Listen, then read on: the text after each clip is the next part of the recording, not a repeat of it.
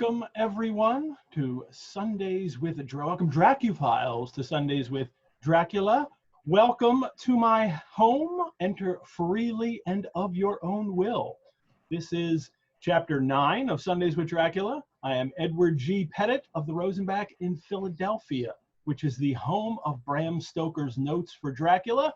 Over 100 pages of outlines, early plot ideas, and research notes compiled by the author over the 7 years he developed and wrote the book. It is an extraordinary record of the conception and development of a novel.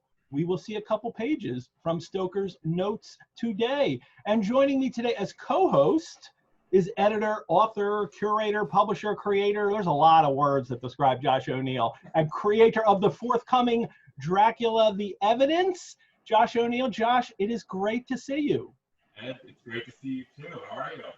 Awesome. So, and I can't wait to hear about progress on Dracula: The Evidence, as we always want every few weeks. And it's just great to see your face, and I love to have your input on this great project that we're doing. Well, I've missed you guys. I follow it so closely every week, and when I come back, I'm like, all right, I'm back here. I love it. Good. All righty. And joining us as special guest today is Leslie S. Klinger, the author of numerous annotated editions of great works of literature, including Sherlock Holmes, Frankenstein, Lovecraft, Sandman, The Watchmen. And his latest is an annotated edition of Neil Gaiman's American Gods.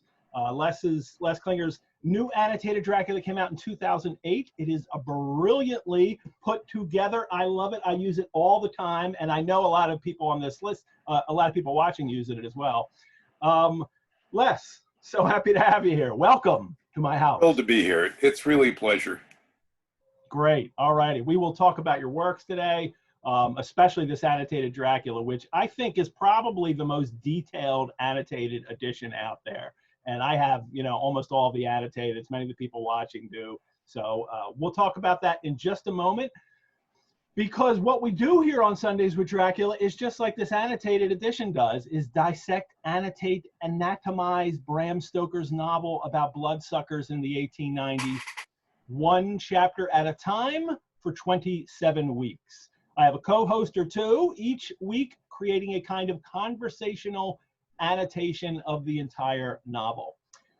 Bram Stoker's Notes for Dracula are one of the gems of the Rosenbach's collections, and while we are closed for quarantine, you can go online, you can see some of our collections guides, we have gallery gateways for past exhibitions, and we have plenty of other virtual programs and courses that we're creating right now.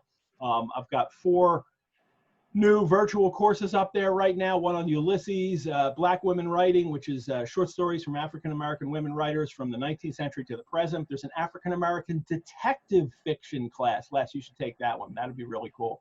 And also a Harry Potter course in which you will read every single Harry Potter novel over the course of 8 months with a university professor. It should be a lot of fun. Sundays with Dracula is free to you from the Rosenbach, but of course, it costs us money for us to create and operate shows like this. If you'd like to make a donation or become a member, then I get to keep making awesome shows like Sundays with Dracula. You go to our website, click on the support tab. Any amount helps. That is the absolute truth. Any amount would help. Use the chat box today to chat amongst yourselves. That's always wonderful. I love reading the chat after the shows are over. But if you have a question for me, if you have a question for Josh, if you have a question, especially for our special guest, put it in the Q&A box and we will answer it. And also remember that we're going through the chapter chronologically a little while. So if you have a question about later in the chapter, save it. Don't put it up. Then it'll just get buried in the questions.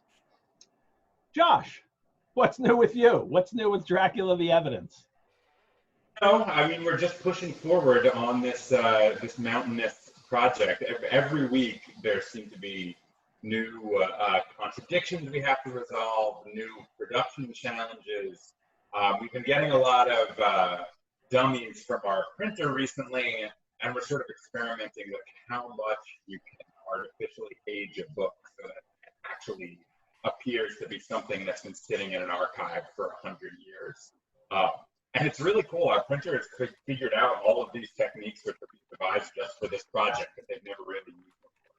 Because there's not a lot of demand for books that look like they have destroyed, you know, like when as in but you know, I mean, it's just this mass of tiny little questions. One question we've been working on this week, which ties into either last week's episode or 2 weeks ago. I think 2 weeks ago, when you have the newspaper article about the wreck of the Demeter, and it says it's pasted into Mina's journal.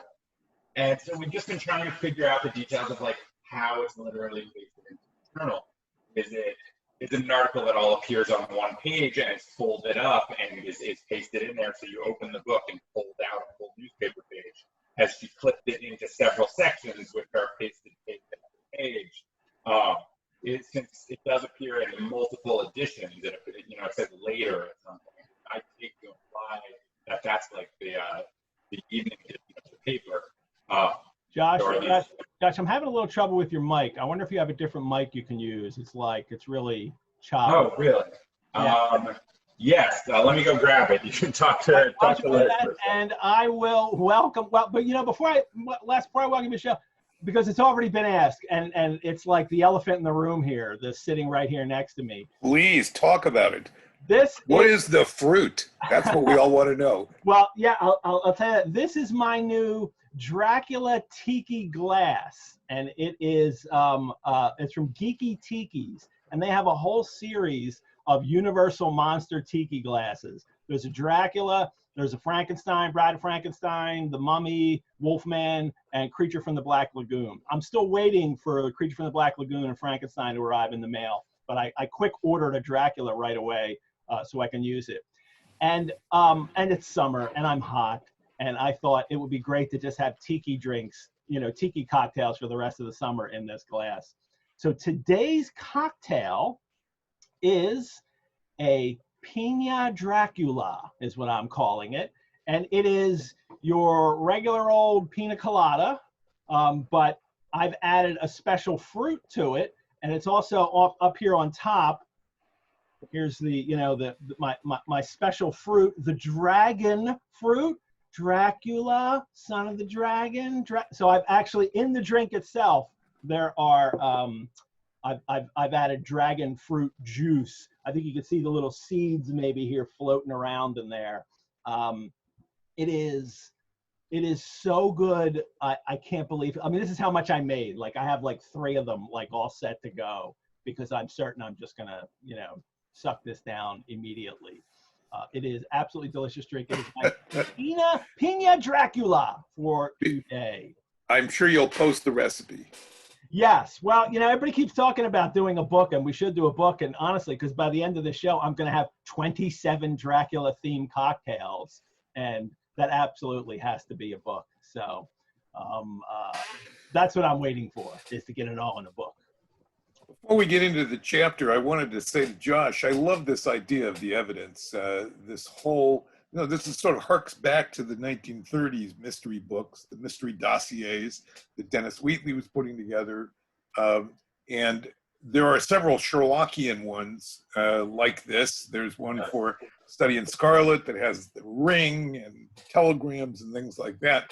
And I think Dracula, this is especially good for Dracula because Dracula is about found objects. I mean, it really is. This is a book that's about technology, typewritten things, clippings, recordings on gramophones, etc. And so it's just perfect. I can't wait to get one. I'm hoping there's a panelist discount at some point, but of course.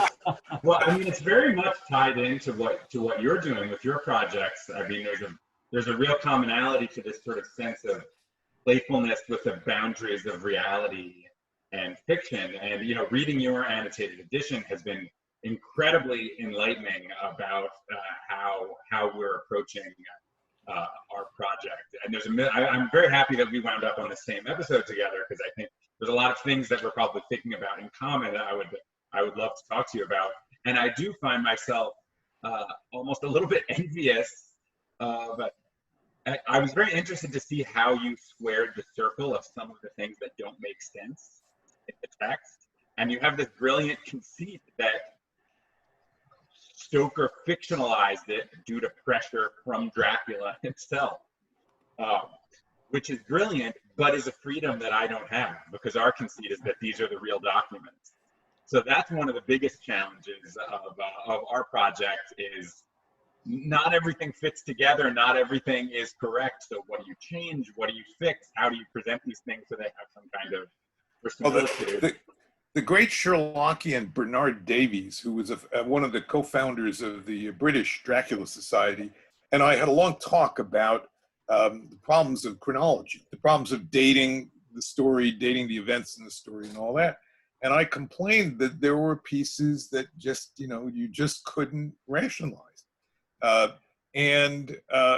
His view was really simple. It's like a puzzle. If you get a piece that don't fit, you just throw it out. Right. Yeah.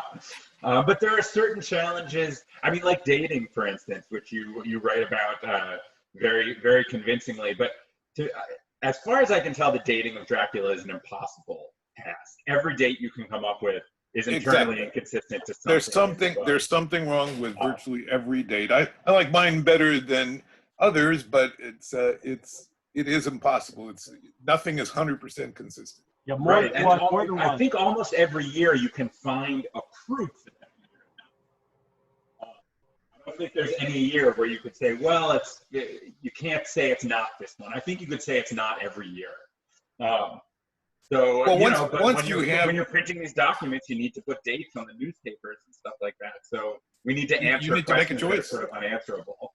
Yeah. Well, once you come to, as Sherlockians have had to live with for many years, the unreliable narrator, of Dr. Watson, once you notice that the people are unreliable about their dates, it creates problems, but it also gives you opportunities. You have the opportunity to say, well, this one is, they're all unreliable, but this one is less reliable than that one. So yeah, and also Mina may have made errors of transcription.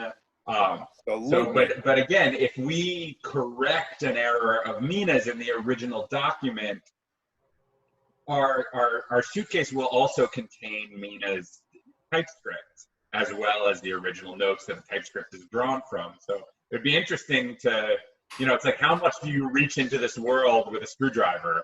At what point are you impending on Stoker's story, and at what point are you just bringing it to life? Is an ongoing challenge that we can never really answer. But I visit your book a lot to try to explore those questions more. Well, in defense of the approach, I mean, I wrote this book immediately after I'd done the Annotated Sherlock Holmes, and I've been steeped in Sherlockian scholarship for years and years. And the Sherlockians have always played what we call the game, that Holmes and Watson really lived, the stories are true. How do we know they're true? Dr. Watson says they are. And I've had to defend it. I've had to defend it in the Sherlockian context and here. Sort of, how dare you do that? It's really stupid. And my view is, first of all, we have to, it's nice to do this in person where people can see the tongue in cheek, so they can get that this is a game. We know we are playing a game here. We're not crazy. But by doing this thing that you're doing, this thing that I tried to do in the notes, it makes us, first of all, examine the text much more carefully than we would perhaps otherwise. Mm-hmm. Second, it makes us appreciate the quality of the the skill of the creator, that there is so much meat here on these bones that the text will bear this, that this book will bear this kind of gameplay. Yeah, the book itself really seems to invite that kind of gameplay. We're just with the chaos. I'm sorry, you guys are breaking up. Can you hear me? I think Les froze for a second there, but okay. But go ahead, John. But yeah, it seems to invite this kind of over obsessive engagement, just with how many interlocking pieces there are, how many different types of documents there are, how many different authors there are, the way time jumps back and forth, how things are arranged. I can't imagine a novel that's more fitting for this kind of approach where you sort of do treat it as a puzzle and try to put all the pieces together in a way that makes the most sense or is the most illuminating. And to me, what I love about your approach is just that it's real, genuine, very serious scholarship. Like Ed said, I mean, that's maybe the most heavily annotated edition of Dracula. It's heavily researched, real scholarship with a sense of joy and play and whimsy and adventure, which I think some people are a little bit allergic to. They want scholarship to be this very, very serious, very, Yes. very grim undertaking. And I just think it's, I think it should be fun if there's no sense of mystery to it and discovery. And I think it invites people in a way that's very exciting. Well, I'm really glad you said that, Josh, because I did do this very seriously. There are some people, and I can't fault them, who find it very annoying that I played the game in these notes. But I always try and reassure everyone, I didn't make up anything. Mm-hmm. Yeah. When I use some facts to draw a conclusion, I'm only suggesting a different way to look at actual provable material. Yeah, if you make things up, it's not really a game, it's just writing. Right. I mean, if you were to make things and up, I don't have that would be talent. sort of writing a derivative novel of a novel that's derivative of Dracula or another work. But the whole point of this sort of intellectual exercise is that you take the facts and you glue them together in a way that continues to build this world. It's just it's so much fun to read.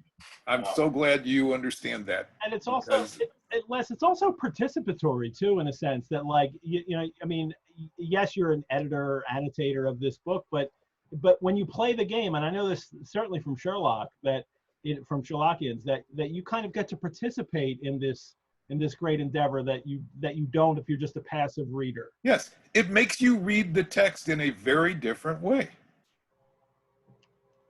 Right, and this is what scholars do everywhere. But something about a project like ours is that it invites non-scholars to engage in a similar way to how scholars who research in archives are engaging with the text, which is trying to piece things together and trying to bring in more information. And I think there's a sort of generosity to like gamifying it to a point where anybody can kind of participate in this thing. It's sort of it's a riddle. It's a fun exercise. Les, how did you get started with the drag? I mean, because you first had the annotated Sherlock out, and then right. Did you just, because you're interested in Dracula, gravitate to that one? I first read Dracula back in college, and it scared the crap out of me.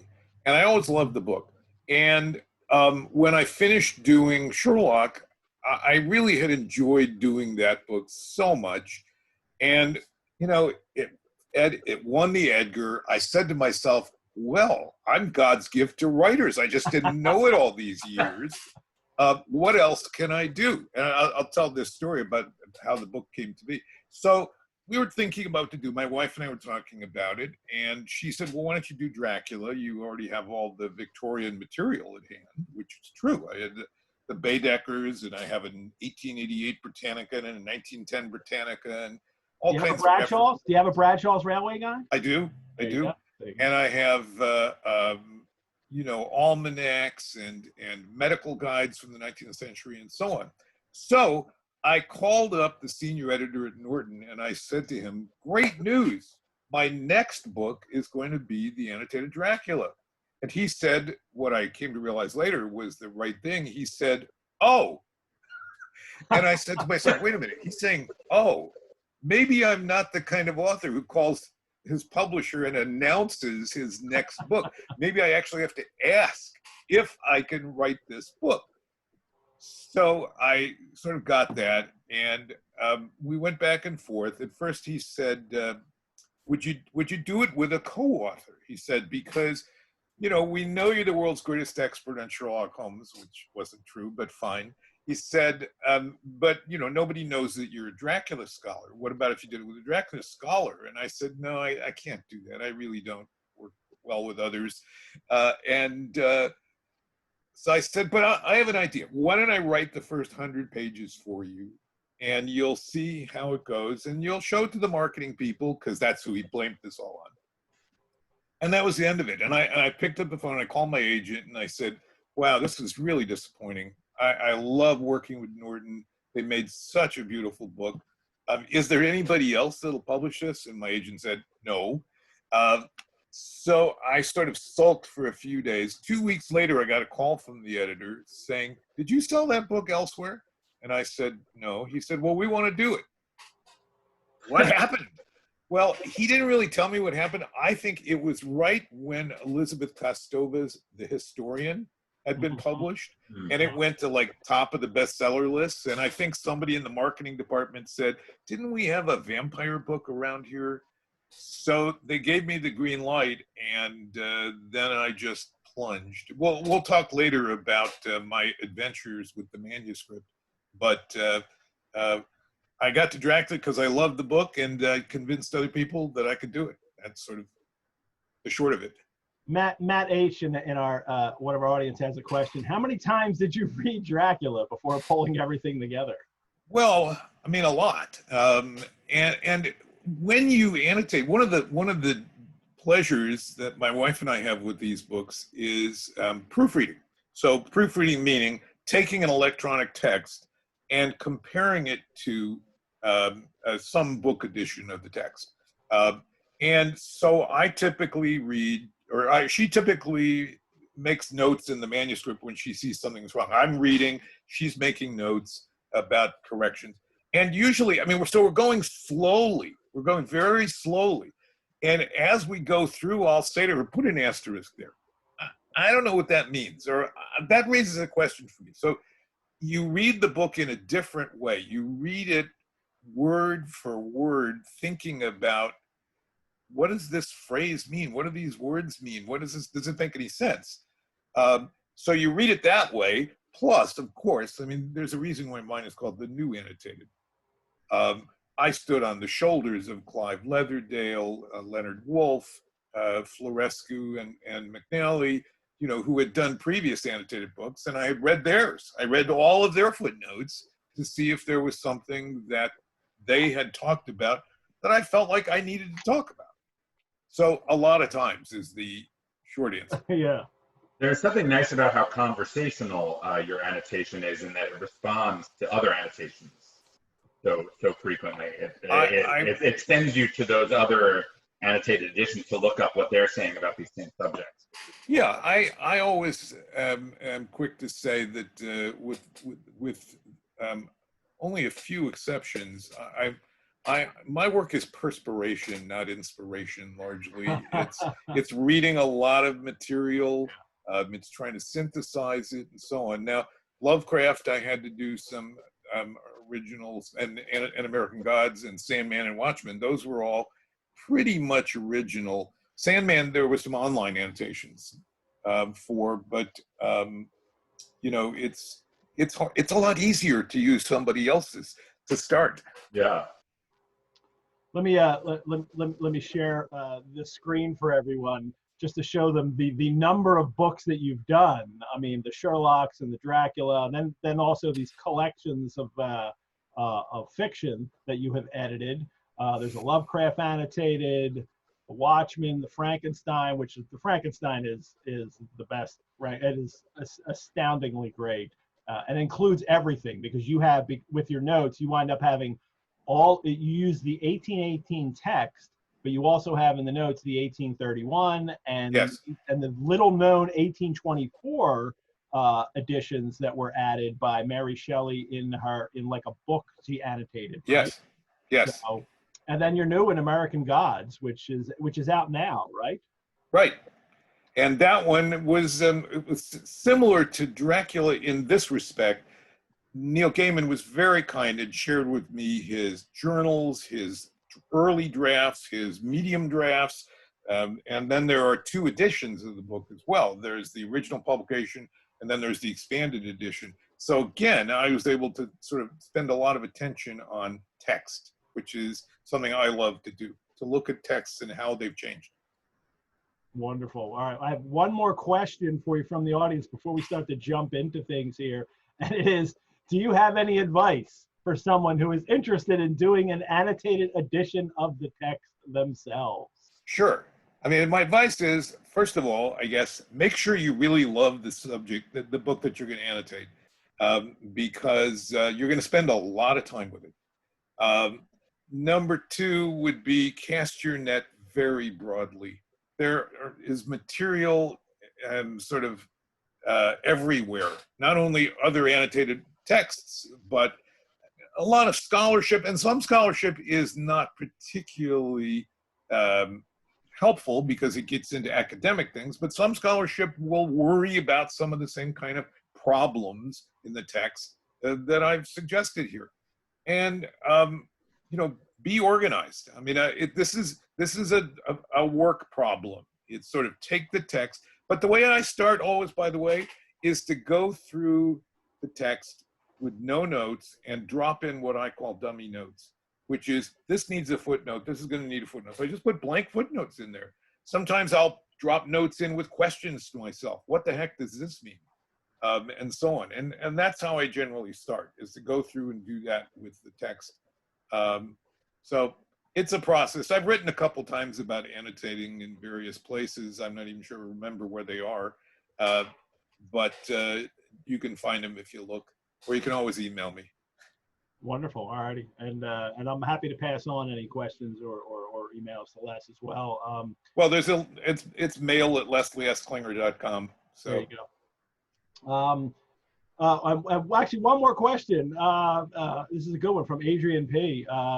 He's wanted to know if you were planning on annotating any other important vampire-related books. He was thinking specifically Carmilla or Polidori's The Vampire. That'd make a great addition, The Vampire and Carmilla together. Yes, well, Carmilla's been done, and it's not bad. I mean, it's pretty good. The Vampire is short. The problem is that they're both short. Yeah. I'm at the moment I'm working on, and I hope this isn't what the other person wanted to do. I'm working on Jekyll and Hyde, and that'll be out end of next year, I think. Awesome. All righty. I didn't know if you were ready to announce that, so that's great. I'm glad you did, because I am Why not? super excited for your annotated Jekyll and Hyde. I love Jekyll and Hyde. I'm very excited for that too. Yeah. And Josh, that would make a great, book as well. It's one we've thought about, honestly. Yeah. Yeah, they're all individual narratives in it. And at the very least, you could have an edition where it's the 4 individual narratives. Yeah, we've thought about doing exactly that. It's still something that's a possibility. We may actually do that at some point. Excellent. All righty. Les, you mentioned right before you mentioned you read Dracula for the first time in college. So that was probably not your first vampire. I imagine your first vampire was on film? Oh, sure. I don't, it's lost in time, my first vampire. I don't remember. It was probably the Lugosi 1931 film, because I'm old, and that wasn't that old back then. Yeah.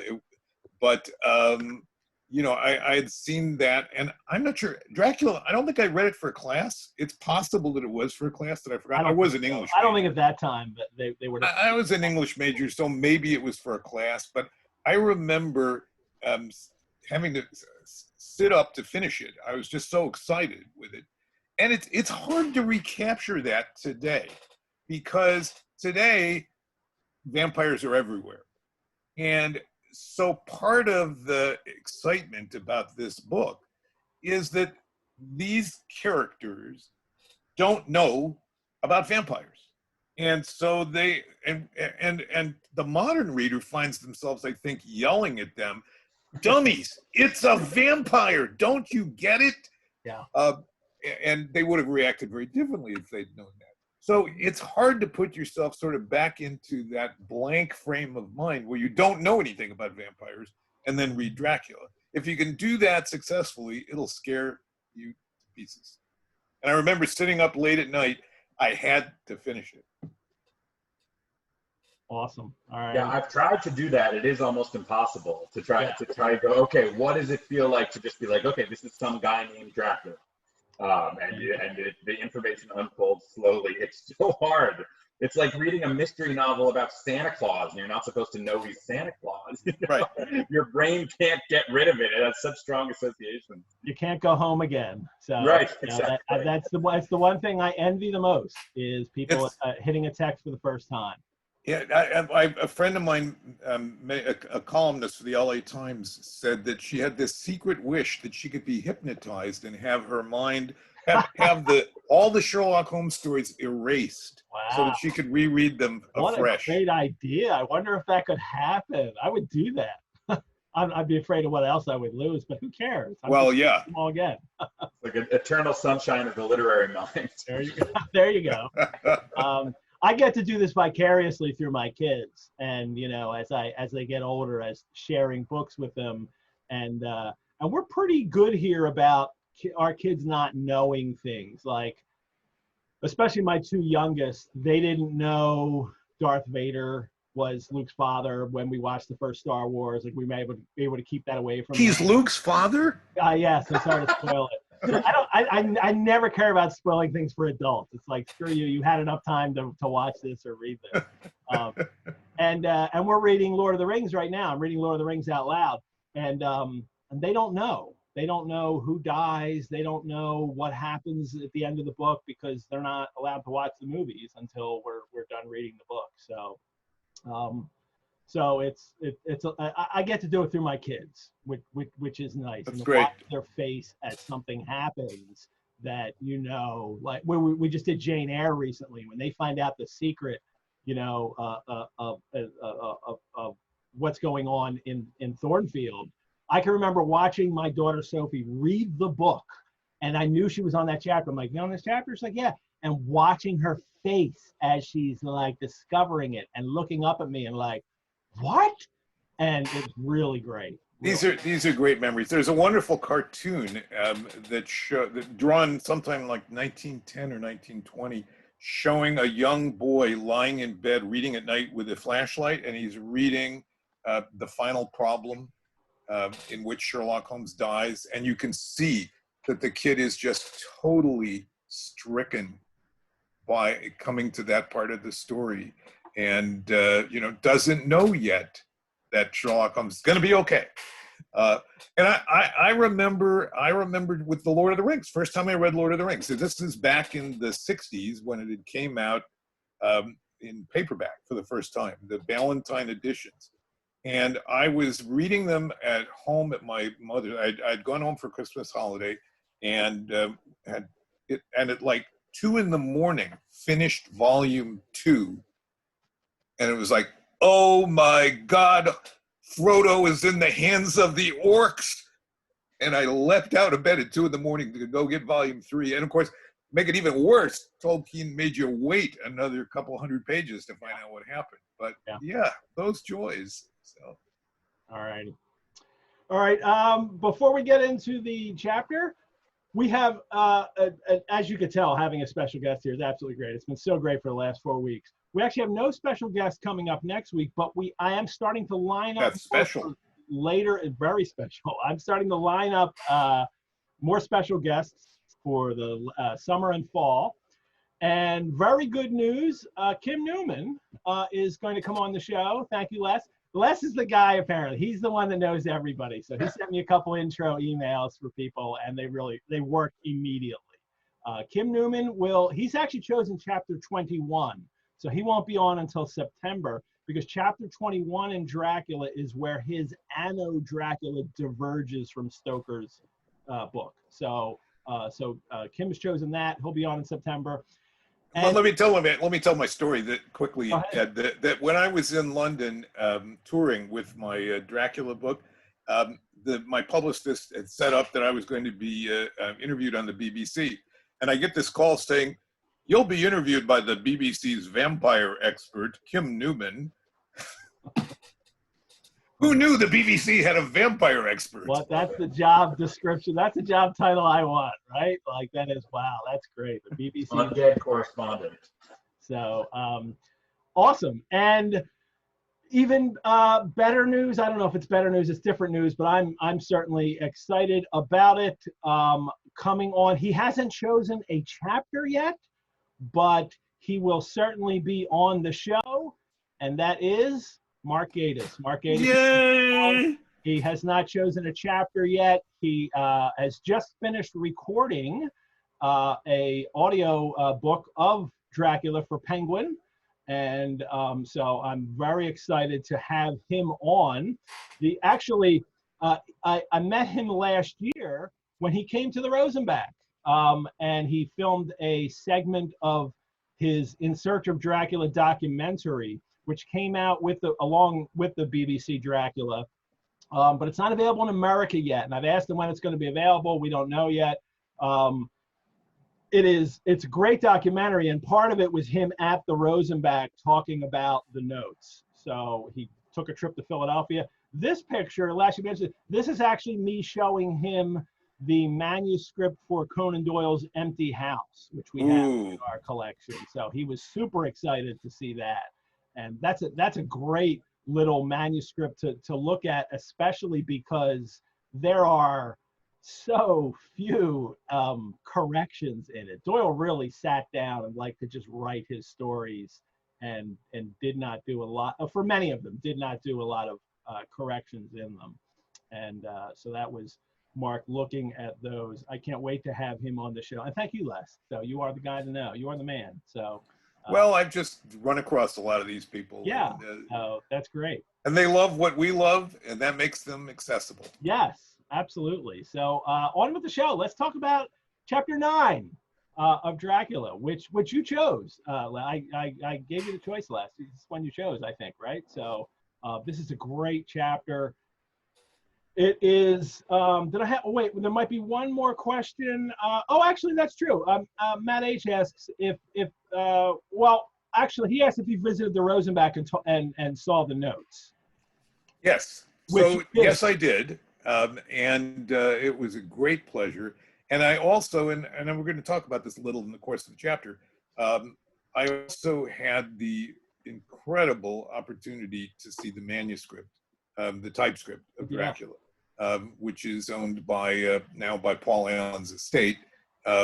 And both of them were very important to me in doing the book. By the way, I was going to point out when you were talking about the Rosenbach's outreach efforts before, that there's another outreach effort by the Rosenbach, which is called books. And the Rosenbach published, together with McFarlane, the notes. Yeah. Stoker's notes in facsimile with the transcript. And yes, very important. If you really want to study up on Dracula, you need that book. We've talked about that several times. I think if you go to McFarlane, you can actually order that for that edition of the facsimile of the notes, in which you get the image of every page in it, plus the notes from Elizabeth Miller and Robert A.T. Basang. But they actually have a kind of updated version, which is Dracula, which just came out last year. And it doesn't contain it doesn't contain all the images. It has a few images in it. And it doesn't contain every kind of word that's in all of the notes, but it has new notes from them about them. And it has pretty much everything you need. So if you can only get the draft jacket, which is easily available, then I absolutely recommend getting that. So good. Yeah, and I'll share. I have a couple of pages of notes to share later, Les. They are from the date book in there that I'm going to share later. That we'll definitely talk about. But well, I'm not sure how you go through the chapter here. I'm not sure what your procedure is. We start at the beginning and we work our way through it. So, okay, because we're going to get to we're going to get to Van Helsing, which is obviously the reason I chose the chapter. So excellent. So, but first we are on it's chapter 9, letter from Mina Harker to Lucy Westenra, Budapest, 24 August, my dear. And I have some date things that we'll talk about in a little bit when we get to Lucy's letter too. But my dearest Lucy, I know you will be anxious to hear all that has happened since we parted at the railway station at Whitby. Well, my dear, I got to Hull all right and caught the boat to Hamburg, and then the train on here. I feel that I can hardly recall anything of the journey except that I was coming to Jonathan. And the first thing that I thought about this was that, again, we have another Mina telling a story. Mina's telling the story of this time her journey. In a letter, she's telling it. And this is something that just happens repeatedly in this book. That characters just come on, and it's either in a letter or a journal entry where they get to tell a story, which not only helps with exposition, helps with plot exposition, but it also reminds us that still this is a collective story that is being told in little bits as we go through. And the other little bit too is that Mina, this kind of mirrors Jonathan's very first journal entries. Like he's telling his journey, his travel narrative, except that Mina's coming to Jonathan, and Jonathan was of course coming to Dracula, which didn't work out so well. And then she meets him, and Josh knows this already, but Les, feel free to interrupt at any time and like say, oh, mention something. But she goes and she meets Jonathan finally. We get Jonathan's back, but he is only a wreck of himself, and he does not remember anything that has happened to him for a long time past. And Mina says, "I shall never ask." So we get this mystery here that, and that's a plot point, that Jonathan doesn't remember what has gone on. Now the reader of course knows everything, but Jonathan's condition, what happened to him, and then we get Sister Agatha. Yes. Too, which, and I love the way they Mark Gatiss and Stephen Moffat use Sister Agatha in their new BBC, which I don't give spoilers for because I feel it's so new people can watch it. But Sister Agatha is in that, and she's more important than she is in this novel, and quite wonderful. I'm so happy that that's who they chose for the character is to bring Sister Agatha in. I wanted her to tell me what the dreadful things that happened to him, and Mina asked, she wants her to tell him what they were, but she would only cross herself and say she would never tell. That the ravings of the sick were the secrets of God, and that if a nurse through her vocation should hear them, she should respect her trust. I love this idea, this kind of sacred duty of the sacred role of the nurse, almost as if she's a confessor hearing the sins of Jonathan or the bad things that happened to him. And he hasn't sinned. I mean, he has clearly been, righteous in resisting all temptation, no matter how tempting it was. Jonathan has resisted that.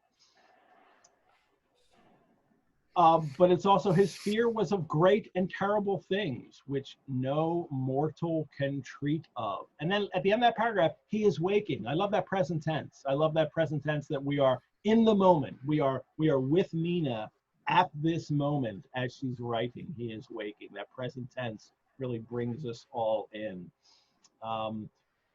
Les, it is so easy to have you on the show to just say, what were your annotations were? Of course we can look in the book, but in your book, but well, most of them are pretty boring.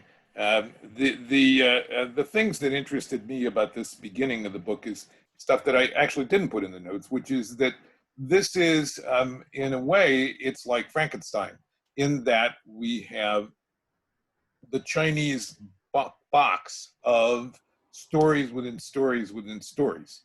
So we have here, we have Jonathan's story, some of which we already know, but we have it in a physical book. And we have Agatha telling her about what Jonathan told her, and then Mina telling Lucy what Sister Agatha told her, and so on. So we have this wonderful layering of stories. And in part, that's clearly what Dracula is all about. Dracula is about truth versus fiction. And does it make it more real if it's a physical object, if it's a recording, if it's a newspaper clipping, if it's a book here that Mina's been handed? So I just think it's Stoker. I don't think that Stoker was a deep thinker about writing, but instinctively he knew that he needed to have that sort of layering of storytelling here to make this work. And he knew that this story was about how do we tell the truth? How do we tell what's real and what's not? And Josh, this is something you're working with daily, this kind of course, yeah. And I do think this chapter is very interesting because it is the first chapter where the story starts to become recursive, where you have a character who is actually reading the book. I mean, Mina actually gets her hands on Jonathan's journal, which is what we just read as readers, 60 pages back or whatever. So as the book goes along, it becomes more and more the story of the creation of the book that you're reading, which is a very strange metafictional approach to telling any story. I mean, at some point, the story really becomes the story of Mina typing stuff. And this is where that starts, because now Mina is reading the same book that we're reading, and then she will begin writing and transcribing the book that we're reading. And so it's very interesting. It starts to become a novel that writes itself or reads itself or something. So there's a sort of gear shift I feel like that happens in this chapter into a stranger, more modernist mode of storytelling. And Stoker was well aware of this himself. I mean, in the introduction, of course, he talks about how he'd been given these papers and had to assemble them into what we see here. And so in playing the game, I said, let's take him at his word and let's treat this as the Bram Stoker edited version of real papers that exist somewhere. And he's, and I've mentioned several times on this show, Les, that probably the biggest book that Stoker learned this from was Wilkie Collins' Woman in White, but this was not an unknown tactic for forming a narrative in the late 19th century, was it? Right, and of course it even goes back. I mean, go all the way back to Pamela by Richardson. Sort of the idea of epistolary letters, which we've also talked about. we even talked about Richardson in one of these shows and that epistolary approach. I'm also interested if you're going to play this game and you're going to wonder about the texts, the layers of texts here, then you have to look at the notes and you have to look at the manuscript itself. Now, the manuscript, let me say a word about the manuscript, and you may have already talked about it in a previous show. So it is a typescript. It's about 500 pages. And it hasn't, we're not sure who typed it. It was probably typed by a typing service. No, at the end, yeah, it even says at the end, like the place that it was done. I can't remember where it is. Right. So it's not Stoker's typing. This is somebody else's typing from something, from a handwritten manuscript that's gone. But it is covered with annotations by Stoker, by his brother, who was a doctor to whom he sent the manuscript to read and make comments on, and by the editor at the publishing house. In addition, there is a good deal of material that has literally been cut and pasted. There are pages of the manuscript where a piece of paper has been pasted over other material. If you hold it up to the light, I don't know how we'll ever do a copy, a facsimile of this. If you hold the page up to the light, you can see what's underneath the pasted over material. And I've done that. So I was very fortunate. When I was first doing Dracula, I knew that this manuscript existed because it had been mentioned in an auction house catalog and described. And I wrote to the auction house. Yes, I wrote to the auction house and said, can you put me in touch with the owner of the manuscript? Because it was private sale. Nobody knew who owned it. He kept it secret for a while, Paul Allen. Yes. Yeah. So I was at an event, doing a book event on Sherlock Holmes in Seattle. And a woman came up to me and said, I'd like to talk to you about Dracula. I was like, what? Nobody knew I was writing the book at that time and so on. She explained to me that she was a representative of the owner of the manuscript. I had to sign a non-disclosure agreement that I would not reveal who owned the manuscript. And we made arrangements for me to spend several days looking at the manuscript page by page with my laptop there, taking extensive notes about every single change between manuscript and published text. And so a lot of that ended up in the footnotes here. It's relevant here because we're at the scene now of the wedding. And the wedding doesn't appear in the notes. In fact, in the notes, the wedding is going to be in London. And at some point, something changed. Now, I've suggested maybe the wedding did take place in London and it was fictionalized, but I don't know. No one has searched, as far as I know, the records in London. We've lost Josh apparently. So, oh, here he comes. Good. Yeah, that the manuscript was I always call it the typescript because I think people get confused between what we have of these handwritten notes and the typescript itself. There is actually in the drafts of Dracula they have all the additions of all the things that he cut out of the thing, which is a great reason to get this book. And at the end of it, a small purple stamp on the back of the last page of the typescript reads E. Tigar, Tigar 23, Maitland Park Villas, Haverstock Hill, Northwest. That is the person who typed it. So yes. E. Tigar actually was the first person to really get through the whole text, I guess, and type it all up. I used to have this great dream that the Rosenbach would convince Paul Allen that the manuscript belonged in the Rosenbach along with the notes, but not now. So he passed on, and now it's owned by the estate, and it's part of their collection in the Museum of Popular Culture out in Seattle, which he collected all kinds of great items of things that are not that are tied more to popular culture than necessarily. Yes, he has a Death Star. Yeah, from one of the models from the movie. Josh, welcome back. You had a little trouble there? Yeah, sorry, my internet dropped out for a second. That's okay. I'm back. One of the interesting things in this passage too, and that Mina's talking about, is we get another. We've had one little mention of secrets, and that is there's a secret early on. I just think this is something that occurs constantly in a novel where characters talk about secrets and let's keep some knowledge to ourselves, and it usually doesn't help. And you usually have to stop this secret in order to continue.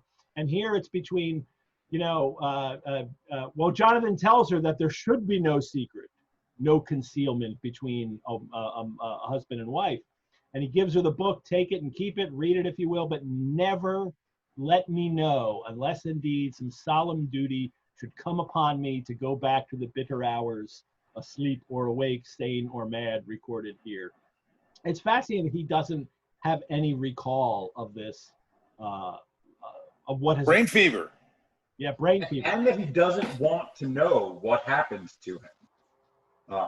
That's I can't imagine. Yes, that that is fascinating, of course, because we know. I think he probably does recall some of what happened, and he doesn't really want to go further into it because he's ashamed. Yeah, I think that makes sense. But it's interesting that he wants Mina to know, but doesn't want to ever discuss it. I mean, there's a certain psychological way that makes sense, I think. It's interesting. And there's a burden to that. And again, it's this, patriarchal burden that, here you're the woman, you have to be you're burdened with maintaining my secret shame that I don't even want to know of what it is. And that's, that's not a good thing, people out there. If you're going to get married, you don't do that. You don't burden your future spouse, I mean future, but they're getting married right now, with the horrible thing that has happened to you in the past. So, but she keeps it, and it's her wedding present. It's my wedding present, she says. That's so twisted. It really is. It's wrapped and sealed, that I would keep it so, and then it would be an outward and visible sign for us all our lives that we trusted each other, that I would never open it unless it were for his own dear sake or for the sake of some stern duty. Somebody had asked a question about that. What does the symbolism, from Jennifer P., what does the symbolism of how Mina wraps Jonathan's journal mean? I think thematically it really ties in with this novel about how the secrets occur between people who should be sharing, and that can come back to haunt them. But for me, it's also just the symbol of the way the women are treated, as I've just mentioned in this novel.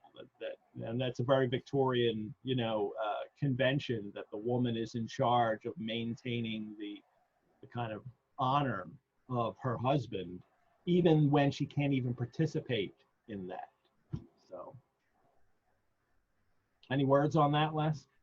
No, well, I mean, it's, there's something blue, there's white, there's all the wedding symbols, I mean, sort of there. Yeah. So no, you're right. It's a very Victorian wedding gift.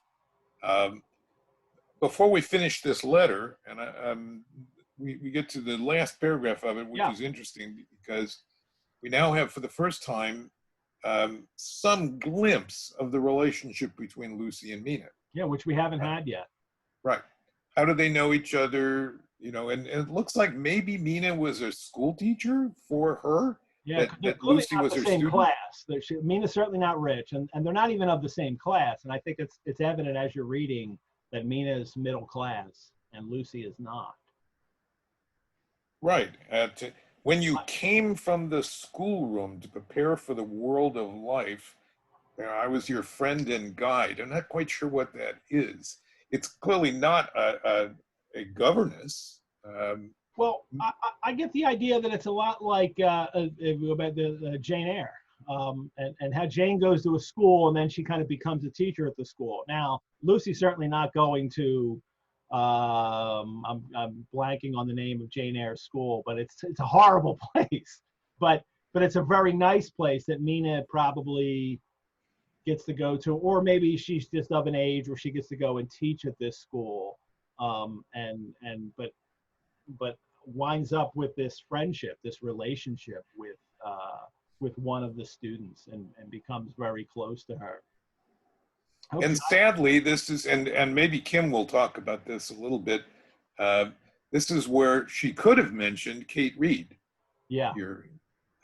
Kate Reed, a mutual friend of Lucy's and Mina's, who's mentioned a number of times in the notes, but never appears in the book.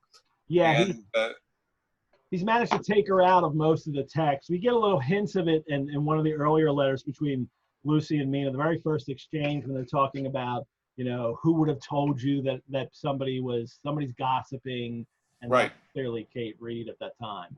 Right, and of course she becomes a vital character in Anno Dracula. Yeah, and crops up in other Dracula fictions as well, Kate Reed does. So I hope Josh can make it back. I think Josh is having some connectivity troubles, a real shame. It's the first time that's happened to us.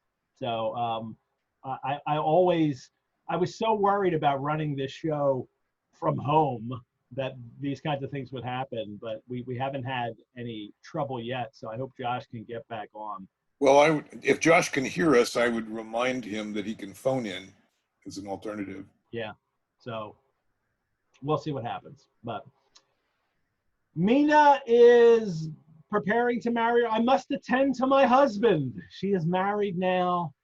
And here's where we get we'll get some date issues here. And I have some things to share from the notes as we talk about this. But because this is a letter from Lucy to Mina, Whitby, but it's 30 August. Now, I know you deal with this in your notes, and any kind of scholarly edition deals with this date too, because this date doesn't seem to work for what is going on right now. And it doesn't work for the text in this letter, because this letter because it's Whitby, it says it's from Whitby, and should be not, because Lucy has already come back to London by August. She's already been in London for a week for August 30. So this whole letter is just misplaced, or something else is going on that Stoker wanted to do that may have placed it here. Because Mina says in this letter, I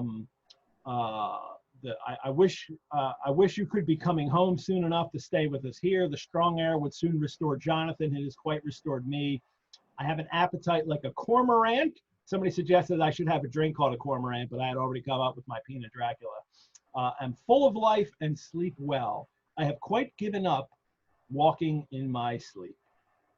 And then there's a PS, mother sends her love. She seems better, poor dear. So Lucy's not supposed to know what's the matter with her mother, but she seems to maybe have a hint here that she does understand that her mother is perhaps not completely well. And then we are to be married on 28th September. So Les, how did you deal with this date in your annotate? I know the answer to this. Yeah, well, so I mean, first of all, we have to accept that it's placed correctly. I mean, that is to say, somebody, Stoker, put it before the entry dated August 20th, the Seward's diary date. So probably, therefore, Leonard Woolf thought this should also be an August 20th date. I think it's probably more likely that it's a little bit later, maybe the 22nd or the 23rd of August. We have the other problem that she gets home to Hillingham on the 23rd. Yes. Hi, Josh. Welcome back. Yeah, I'm so sorry, guys. I've been having some internet problems, but I think they're fixed now. We'll see. Do you know where we're at, Josh? We're talking about the date of the letter that Lucy responds with and how it's August 30th, but that is no way. Yeah, that's not possible. Or it is what I'm going to argue in a minute. But let's just tell you how he dealt with it. Well, I mean, I sort of just raised all. I didn't deal with it, Ed. That is to say, I said there's lots of questions. This is one of those puzzle pieces that you have to just either throw out completely or ignore something. Something's wrong. It's either not Whitby or it's not August 30th. And given the contents, I mean, I opted for the it's not Whitby. You know, her handwriting was that bad? That you misread Whitby, or she forgot where she was? It's really tough, especially because of Mina's letter, because Mina writes her letter on the 24th. And so if you're going to change the August 30th to an earlier date, you actually have to change Mina's letter too, because they both can't. Because if Mina's letter arrives, even say by the 26th, that's still not enough time. Lucy's definitely in London by then.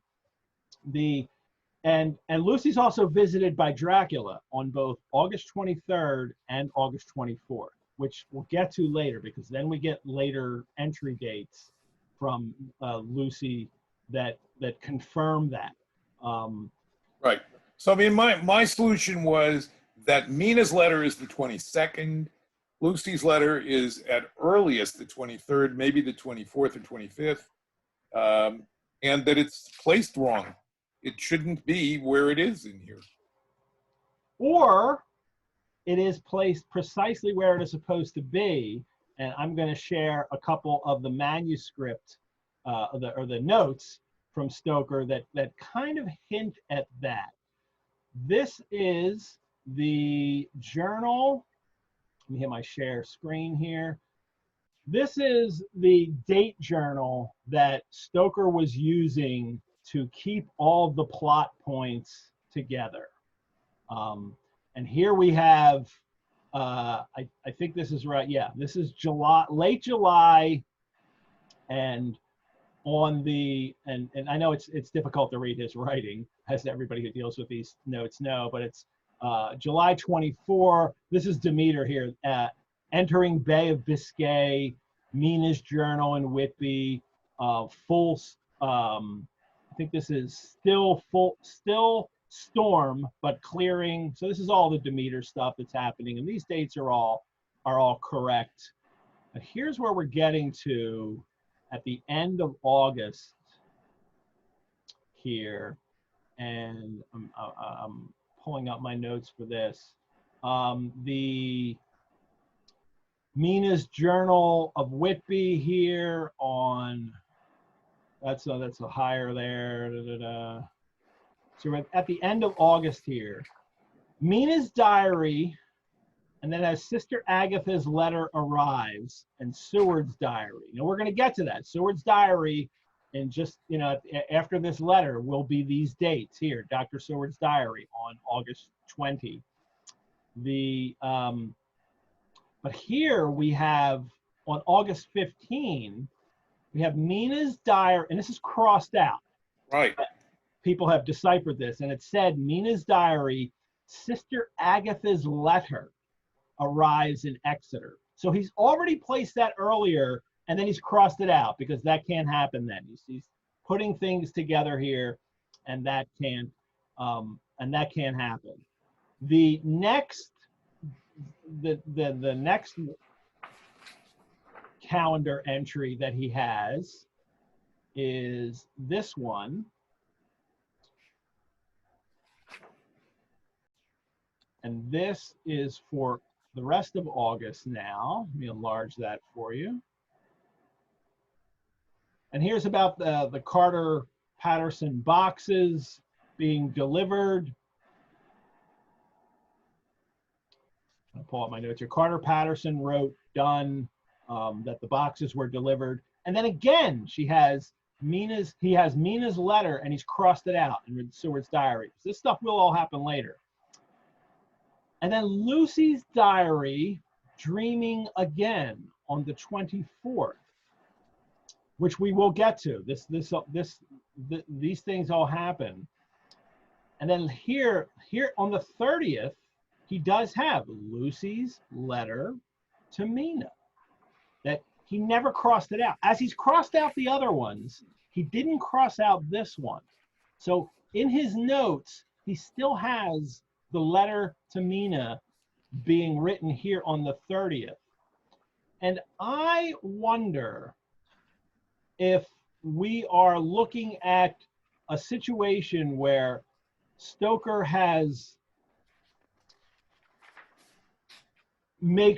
because he's made specific changes to the dates that Sister Agatha's letter has come. He's made changes to when Mina writes to Lucy, and he's changed that. So he seems very aware of his notes as he's putting this together. And then he has a specific date of Lucy's diary and dreaming on the 24th, and the 25th, which he has there.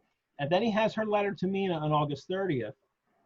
So maybe he did really intend for this letter to Mina, which also corresponds to if Mina wrote on the 24th, and then the letter arrived, and then Lucy writes back that it could be the 30th, that this could be a situation where we have an out of order letter, because he's done this in the text already. Already he has put things out of order to give readers a clue that something's like you'll read something and then you read an earlier date after that kind of sheds light on what you've already read. Could this perhaps be a letter from Mina, a letter from Lucy to Mina on the 30th, in which Lucy is lying, in which Lucy is concealing her actual condition and kind of maybe even under the control of Dracula in a sense, that because we do get Lucy in a trance sometimes, and could she have been composing a letter to her friend to conceal what's going on? Now the Whitby thing is what really throws this all out the window, but maybe it is. Maybe that's still part of the kind of deception going on. Is this even a possibility in your minds? And let's remember that Dracula had Jonathan write letters. Yeah. And date them in advance. Josh, what do you think of that? Josh, I didn't ask you this ahead of time. This is a letter written by Lucy under Dracula's control. In a sense. That's an interesting idea. It's a very interesting idea. It's not an idea that had occurred to me. I kind of love the idea. I mean, it would square the circle of a lot of things that are going on here. Now, is there a reason that realistically she would not be in Whitby? So is there a reason Dracula would want Mina to think she's in Whitby? Or that he thought she would still be in Whitby when he had her do this letter. Right, because she would be in Whitby when she authored this letter fraudulently. And then returned to Helsing. And he just missed it. Yeah, and it all depends on Mina's letter too, because if the date is correct, here's what kills it all is if Lucy's letter is not August 30th, that is just a typo, then Mina's letter can't be on August 24 either, because Mina's letter has to arrive later because Lucy is already at Hillingham on August 23rd or 24th at the latest. So, but the one problem that, I mean, I really like the trick letter idea, but how did Dracula know that Mina was going to marry Jonathan, that she was going to run off to the Abbey there and marry him? If he's because she specifically refers to him as your husband. If he's psychically connected to Lucy, then he knows everything. But also, well, but you're suggesting that this letter was written before she got Mina's letter. Yeah, before Lucy would have even known that.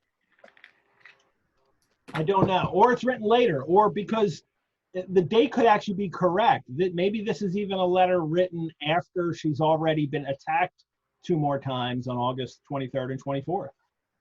And then it's written. But then we have the Whitby problem. So, yes. That doesn't explain the Whitby. I want to make this work because I love the idea that one of Dracula's go-to moves is forcing people to write fraudulent letters to sort of weave a web of everyone believing what he wants them to believe. And it would be so clever if we could find a way to square this circle. Well, how about this? How about this idea? So, as I said, the notes indicate that the original plan was that they were going to be married in London.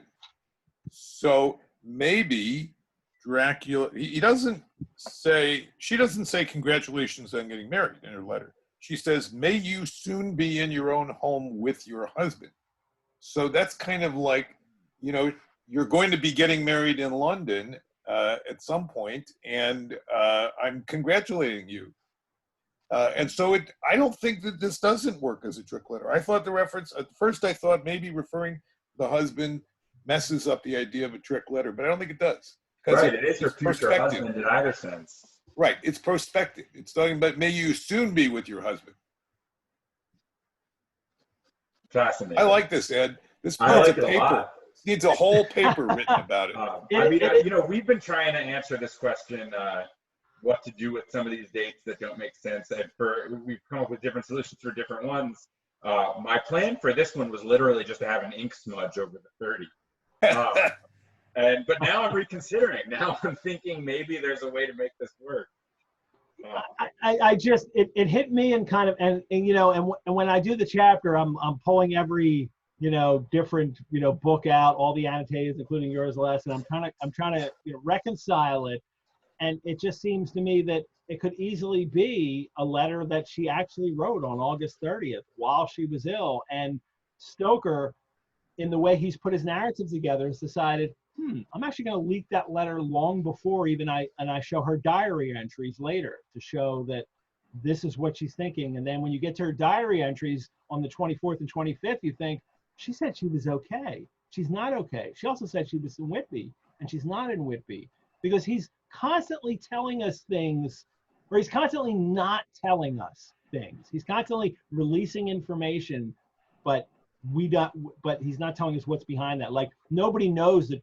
He doesn't ever say that Dracula's in the grave of the suicide. You have to put that together yourself.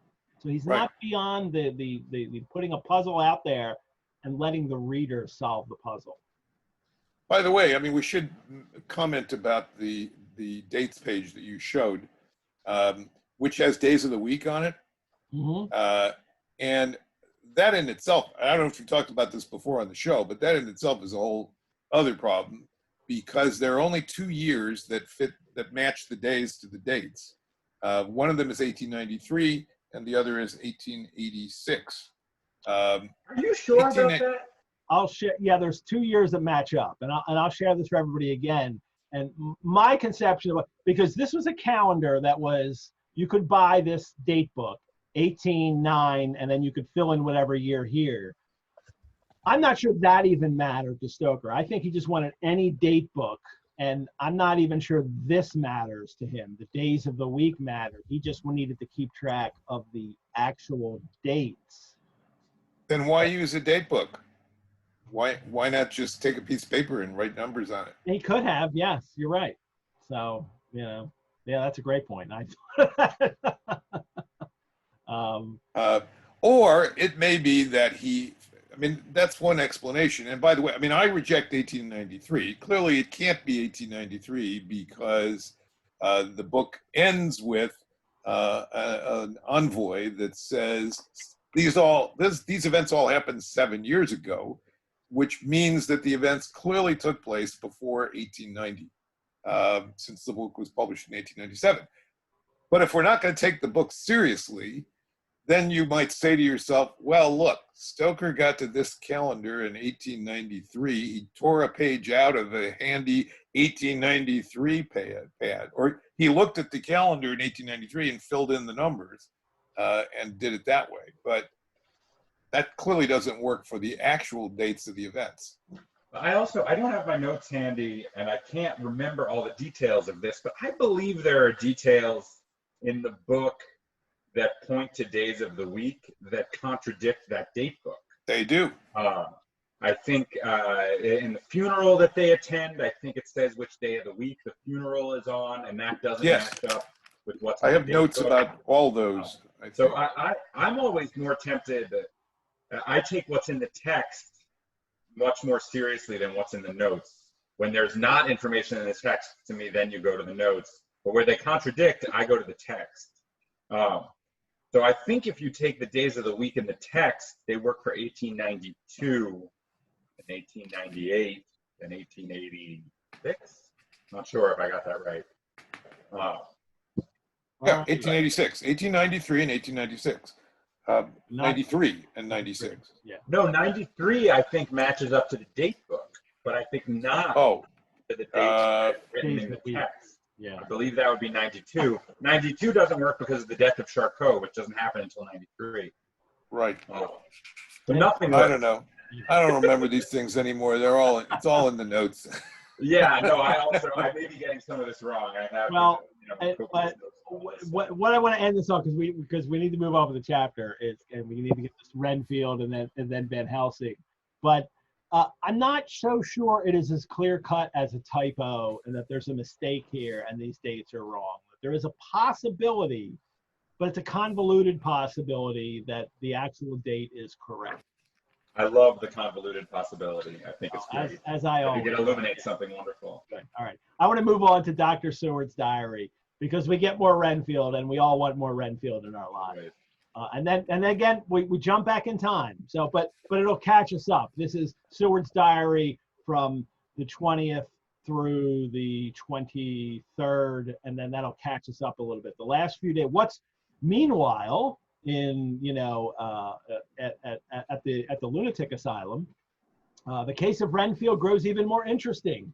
He is now so far quieted that there are spells of cessation from his passion.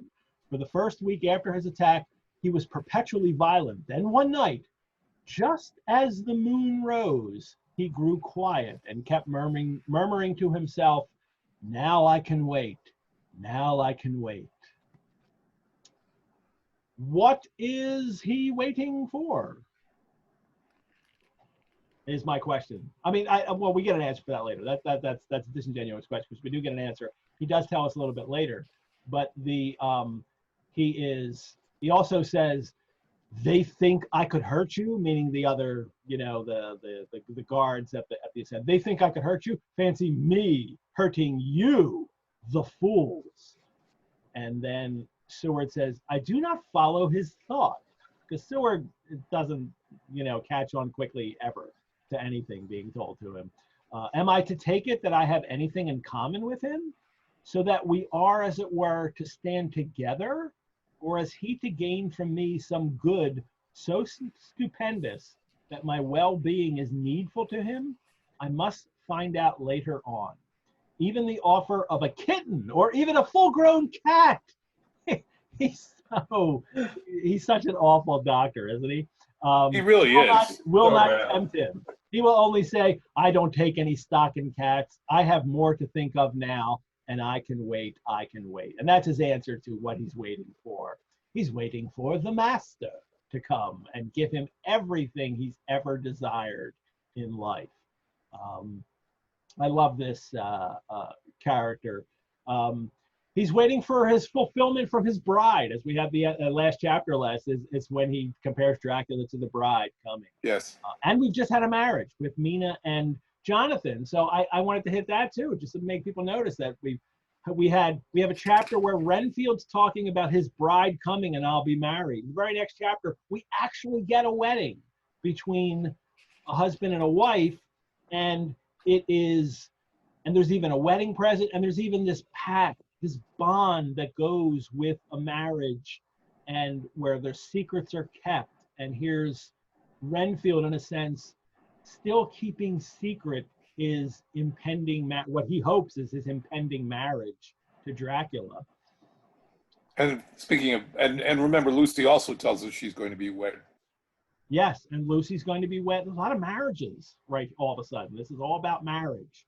And what a fascinating thing for someone writing, a novel about a vampire and how vampires commune with people. And it's all about marriages, especially in the beginning. And everybody calls the three vampire women in the Castle of the Brides, but there's no bride imagery there. There's no word of that there. But no wonder people call them the brides, in that this is it's like a marriage novel in a sense. This is the warped Jane Austen novel of vampires. Yeah, there's some prime examples here of Seward and his sort of incompetence as a doctor. That it's made me wonder whether he really was a doctor. He styled himself as Dr. Seward and so on, but he does so many things that are sort of unprofessional. He's become a businessman running an asylum and sort of given up doctoring. But and I love this notion too of Seward mentioning that maybe we were to stand together, which is what will happen. Like Renfield will join them, however briefly, later, to stand together against the force that is coming. The manuscript, by the way, mentions that as Renfield escapes and they go out to catch him, I love that the manuscript had nets. They were going to use nets to go get him, but that was taken out. That out. Also, at the end of the last chapter, when Renfield first escapes and Seward follows, Seward actually gets a glimpse of a tall, thin man, and then Stoker cuts it out. And I think that was a good move for him to cut it out. That no one really sees Dracula yet, and it was a good idea for him to not. The only sight of Dracula is the people don't know it's Dracula. He's either a dog or a bat. That's the only time we've actually seen Dracula or any character. Mina sees him off in the distance as a shadowy figure of a man leaning over Lucy. But he has Seward actually see him, and then he cuts it out like it's not time yet. And that was a good move, I think, from an author to let's cut that out. Let's save that moment for a little later. There's also the strangeness of this trap that Seward is setting for Renfield, where he's going to let him escape and see where he goes. He knows that he just escaped, and he went to one really specific spot. He's going to go just there again. There.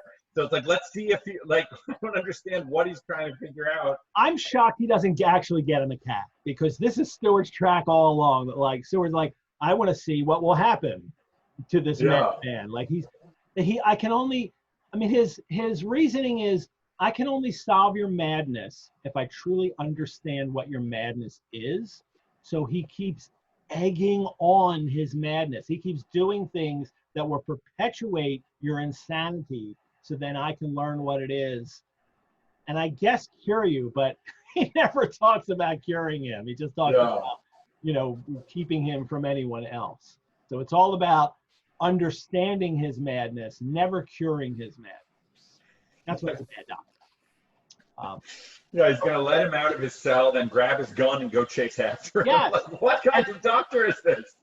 Well, first 3 nights has the same thing happen. Violent all day, then quiet from moonrise to sunrise. He's quiet at night, when obviously Dracula is out and about.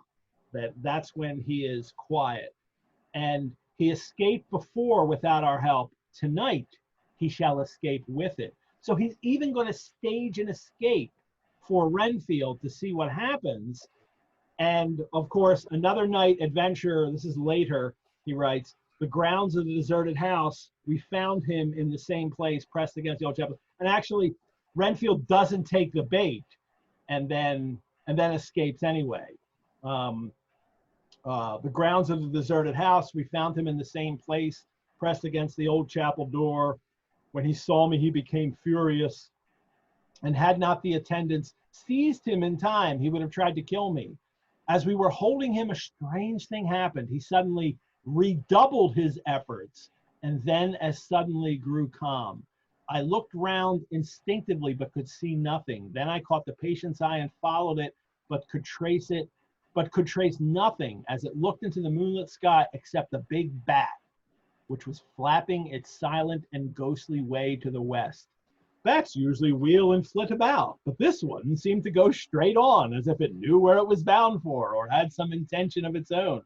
The patient grew calmer every instant, and presently said, "You needn't tie me, I shall go quietly."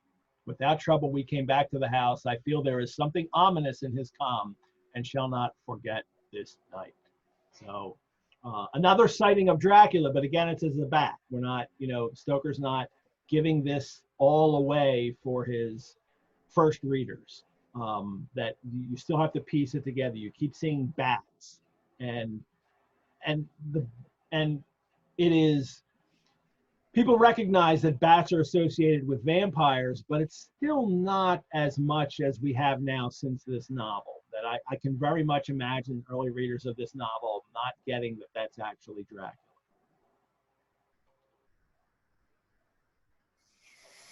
Pina Dracula pause. So, he is, I love this stand together, which I've mentioned. Yes, they're standing against Dracula, but Renfield's violent all day, and then when Dracula sleeps, he's quiet all night. When Dracula's awake, that confuses me. Anything from you guys about Dracula's like, why isn't he violent at night when Dracula is clearly awake? Because the master is talking to him, communicating with him during the night. That's when the link happens. So yes. It quiets down. Yeah, I think during the day he's almost in grief for the breaking of that connection. It's like he's completely lost and thundering, and then the night comes and he hears the whispers. It's very eerie. Yeah. All righty. Well, I think Seward should let him escape again and see if he goes back there. And then again, and then again. Yeah, every night. Eventually, maybe he'll go someplace else. As long as you got all these nets and guns, you're good. Yes, but we're back to Lucy's diary and Hillingham now, 24 August. So she's clearly at London now. This is where the dates get screwy. But in this letter, she's writing from London. They've moved back to their house. And this is her diary now, not a letter. This is the first instance we have. I think this is the first instance we have of Lucy's diary. Am I correct on that? I think so. Yes. I must imitate Mina and keep writing things down. Then we can have long talks when we do meet. But now she's dreaming again. Last night I seemed to be dreaming again, just as I was at Whitby, and she doesn't know why. And then August 25th, excuse me, another bad night, which means the night before on August 24th. Mother did not seem to take to my proposal. She seems not too well herself, and doubtless see again, like she mentioned at the end of that letter, like mother seems to be doing okay now, but here she's not doing so well. I tried to keep awake. What wakes her is a sort of scratching or flapping at the window, but I did not mind it. And as I remember no more, I suppose I must then have fallen asleep. No, actually, you opened the window and Dracula fed on you as a bat, is what happened. More bad dreams. I wish I could remember them. Fascinating, too, that Lucy can't remember what's going on. Jonathan can't remember what's going on. That Dracula seems to, when he preys upon you, you have this sense of, you forget what is going on. Well, whether or not he actually ever bit Jonathan is probably not, but every movie scene, he seems to bite him. It seems so absurd that Dracula didn't feed on Jonathan when he was there. More bad dreams, can't remember them. My face is ghastly pale, my throat pains me. It must be something wrong with my lungs. I don't seem to get air enough. I shall try to cheer up when Arthur comes. Dracula's been feeding on her, August 23rd and August 24th at night. The next day she writes about it each time. That is, Lucy is being fed on continuously and her deteriorating condition as Dracula is feeding on him. This reminded me too of the fact that Dracula is now in London. And first he's in Whitby, and now he has his boxes moved, and he's in London. And just the overall conception of this novel when we first encounter the monster, because the start of this novel is like the start of Gothic novels, or it's even like a fairy tale trope in a sense, in which Jonathan, at the beginning of this novel, he goes to this castle in this, antiquated or strange country, and he meets the ogre, the monster, the bad guy, if it's a Gothic novel. And that's what you do. You go outward and you go to this castle and you meet this fairy tale monster. And Stoker's throwing us all for a loop here because he's decided, no, that'll happen. And now I'm going to take the monster from that castle and I'm going to bring him into your own realm, move the monster to the modern advanced world. I mean, in a sense, it's almost like the nightmare entering the waking, like my nightmare is now in my waking world. What do you guys think? Absolutely. I think that, we see the beginning of the book is, as you said, very Gothic, carriage ride to a broken down castle, etc., that gets us there. And then we're yanked into this world of typewriters, dictagraphs, newspaper clippings, the modern world of Victorian England. And that's what Stoker, and that's what makes it so powerful, is that's really Stoker's whole idea. What if we take the creatures of the Gothic fantasy and we bring them into everyday life? Right. It's like that. I mean, the first 4 chapters are this brilliantly executed, extremely generic work. Like they're just a straightforward version of the Gothic novel that's extremely well written. And then all of a sudden there's this collision between modernity and this sort of Gothic horror. And that is where Dracula really, really comes to life. All righty. We want to get back to Lucy and the men taking care of Lucy is what it is now. Arthur writes a letter to Dr. Seward from his fancy pants hotel, Albemarle Hotel, on 31 August. My dear, and note that she has been preyed upon the 23rd and 24th of August, and now it's the 31st. And Arthur's finally getting around to writing to the doctor to take care of his future wife. Lucy is ill. She has no special disease, but she looks awful and is getting worse every day. He doesn't dare to ask her mother because we know she has a heart condition. I am sure that there is something preying on my dear girl's mind, he says. Which is why he reaches out to his friend who runs an asylum.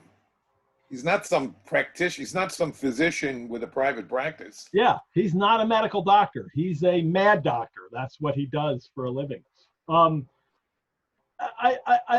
The idea that there's something preying upon her mind, as if Lucy has some kind of secret that she isn't sharing with Arthur, and that is what is, but like unthinkable. My wife, like my future wife, would share anything with me.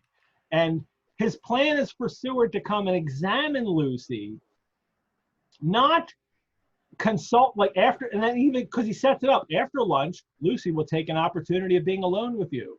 Then I shall come in for tea and we can go away together. So the idea that, like you're going to examine her and then you're going to tell me what's going on, because there's something going on that I can't figure out here, right? It's extraordinarily creepy, like all these machinations for how they're going to get medical information on Lucy and how he takes her blood because luckily she randomly cuts herself while they're together. Yes, I want to get to that in a sec.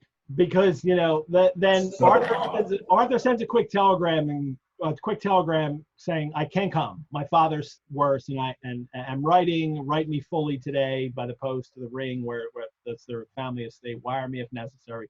And he goes away. And then we get, not in a diary entry, but a letter from Seward to Arthur. This is what he's seeing here, that he doesn't find any, because it gets worse, not any functional disturbance. What gets worse, I mean, is the way men treat women. Not any functional disturbance or any malady that I know of. I do not have full opportunity of examination, as I should wish. I'm sure you would wish to fully examine her, wouldn't you, Seward? Our very friendship makes a little difficulty, which not even medical science or custom can bridge over. And then he says, she was trying all she knew to mislead her mother and prevent her from being anxious. But then as soon as the door was closed, the mask fell from her face and she sank down into a chair with a great sigh and hid her eyes with her hand. And then Stoker throws in this line here to kind of, the fact that he mentions this, I think, shows that he even recognizes how troubling this is, that these men are in control of the women. Because she says, tell Arthur everything you choose. I do not care for myself, but all for him. That there is something very wrong with these men treating women and not treating the women and not talking to the women about actually what's going on with them, but instead the men confer and then they just tell you what they think. But he also writes, she is somewhat bloodless, but it's not anemia. But he's going to test this. This is where it gets really creepy, because he's going to test the quality of her blood. And he gets this opportunity because the opening of the window, which was stiff, a cord gave way and she cut her hand slightly with broken glass. Now, is he telling us that she tried to open a window and punched the window and it broke? And isn't that fortuitous that now he can guess? Or what I think, actually, I think the window's broken. And why is the window broken? Because Dracula's visit to her, because we know Dracula's been visiting her at this new house, and that perhaps the window got broken then. And so she cuts her hand, and then he tests her blood. A few drops of blood have analyzed them. The qualitative analysis gives a quite normal condition.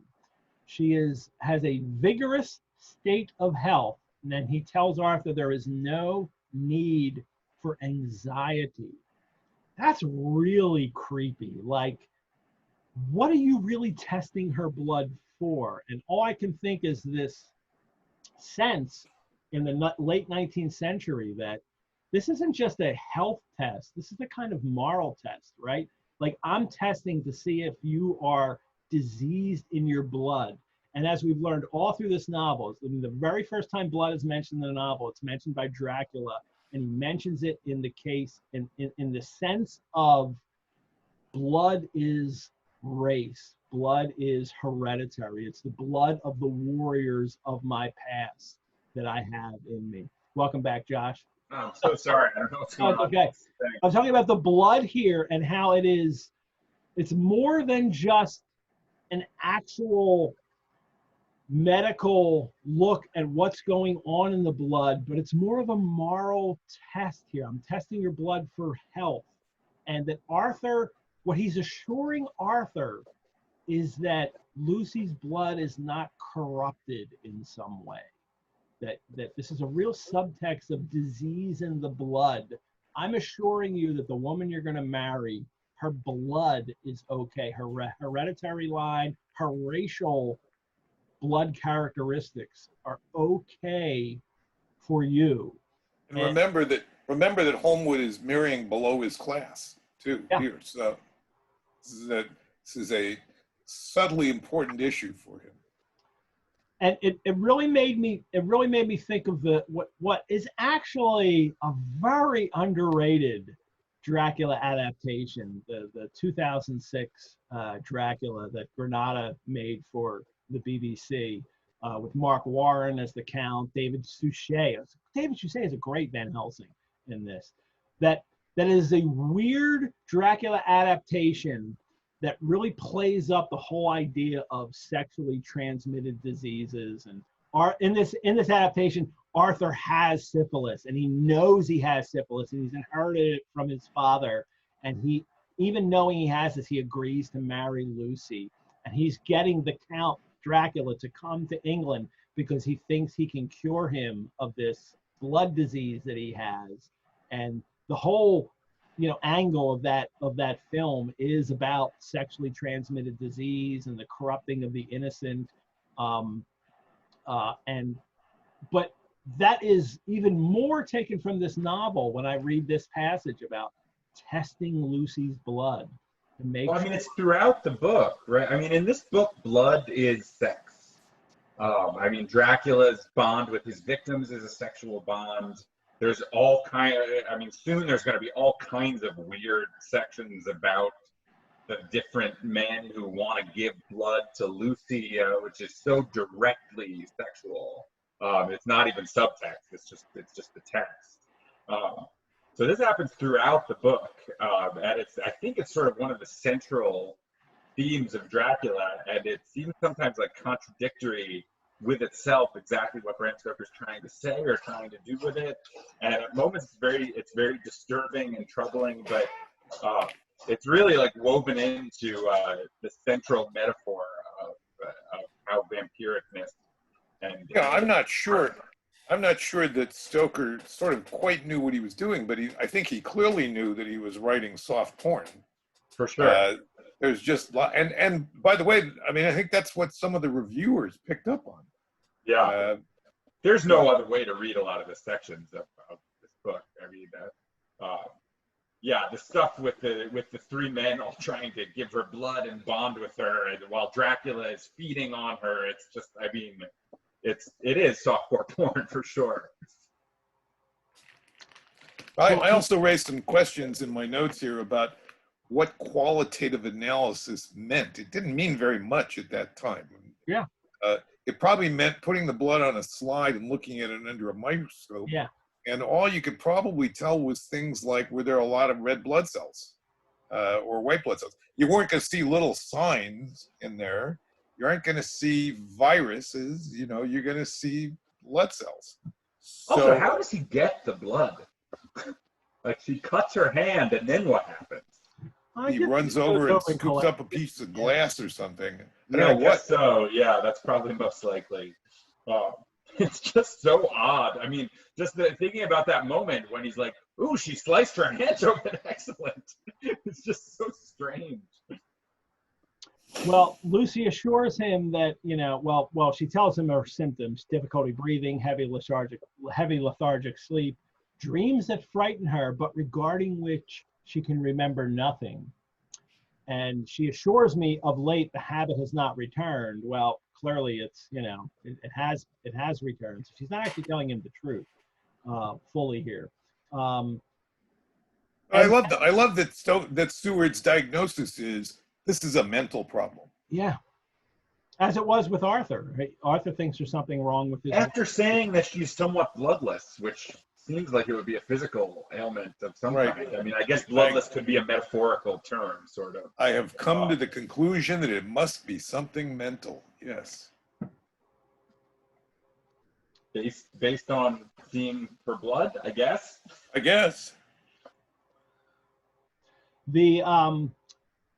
And then we finally get the mention of Van Helsing. I have written to my old friend and master, Professor Van Helsing of Amsterdam, who knows as much about obscure diseases as anyone in the world. I have asked him to come over, and as you told me that all things were to be at your charge, I have mentioned to him who you are and your relations to Miss Westenra. This, my dear fellow, is in obedience to your wishes, blah, blah, blah. Van Helsing is a seemingly arbitrary man, but this is because he knows what he is talking about better than anyone else. He is a philosopher and a metaphysician and one of the most advanced scientists of his day, and he has, I believe, an absolutely open mind, unless you're talking about religion. This, with an iron nerve, a temper of the ice brook, an indomitable resolution, self-command, and toleration, exalted from virtues to blessings, and the kindliest and truest heart that beats. These form his equipment for the noble work that he is doing for mankind. The most over-the-top introduction of any character ever. I mean, he talks about Van Helsing like Trump talks about himself. And he's understating, by the way, because the very following is the letter from Van Helsing with a letterhead on which he lists his degrees. There's not enough letters in the alphabet.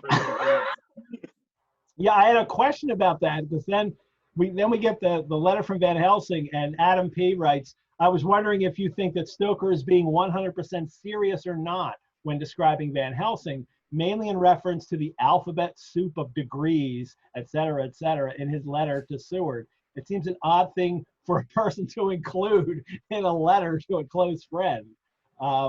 Is he being totally serious here, or is Stoker kind of having fun with this? Well, I mean, from the text of the letter, I don't know. I don't think Stoker, well, certainly Stoker had never heard of Ludwig von Drake. We have to accept that he didn't, but this is the first, I mean, this letter is so funny. I didn't get that reference. Ludwig von Drake? Oh, the Disney character, the mad scientist Ludwig von Drake, who has a very heavy accent. Yes, and he's a duck, right? Yeah. And he's a duck. Yes. He has a very heavy accent, and he's a bit nuts. I mean, he's the quintessential mad scientist. And Van Helsing comes across that way here. I mean, the sort of the long list of degrees, and then he barely can speak. I mean, his sentences, okay, fine, German sentences can be long and have the verbs in the wrong place, but, you know, he can't even write a sentence.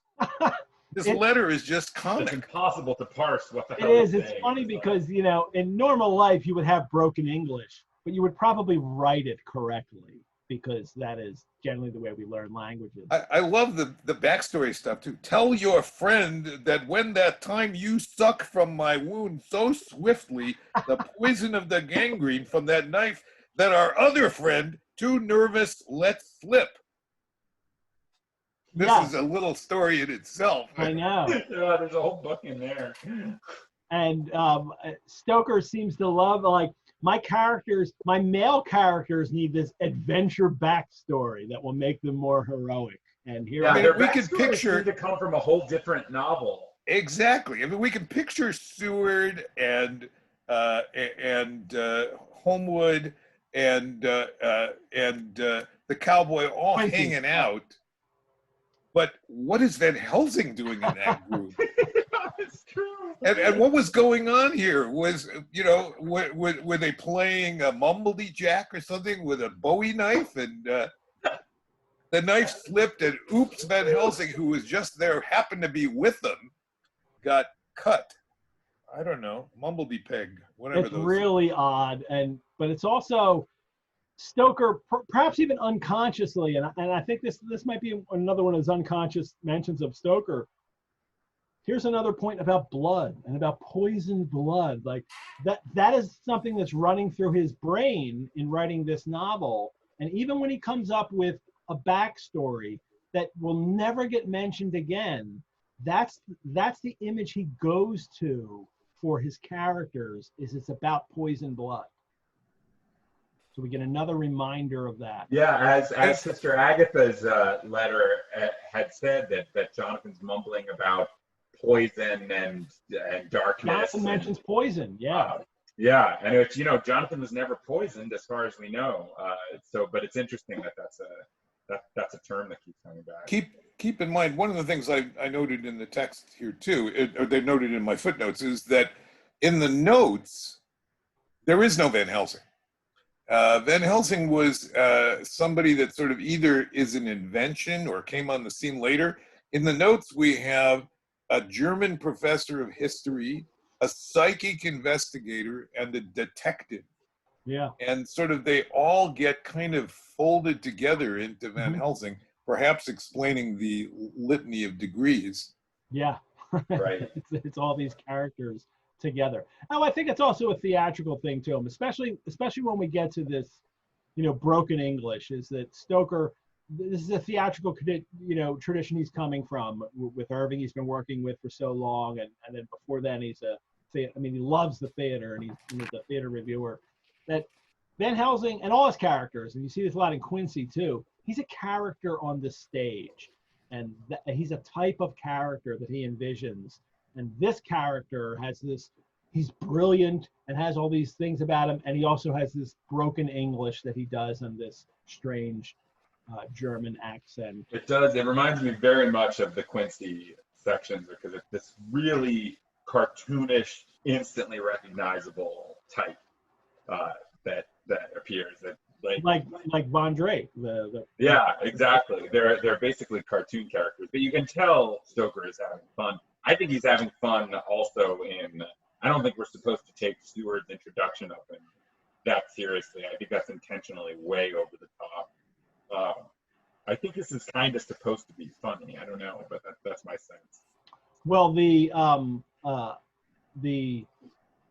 Van Helsing coming on board here is very serious himself, and he immediately recognizes that this is something serious going on here, as if Van Helsing immediately sees this patient and thinks, I wonder if this could be a vampire attack. Because but it's also interesting that he won't tell Seward anything at first. No, all he tells him is, says this may be bigger than life and death. Yeah. Okay, bye. Talk to you later. That's an intense thing to say to somebody. This is no death, leave them wondering. but life and death, perhaps more. Yeah. Like, wow. So these days we would know it's pretty easy to tell. You just look at the neck, and there's 2 holes there, Right. and that's how you tell.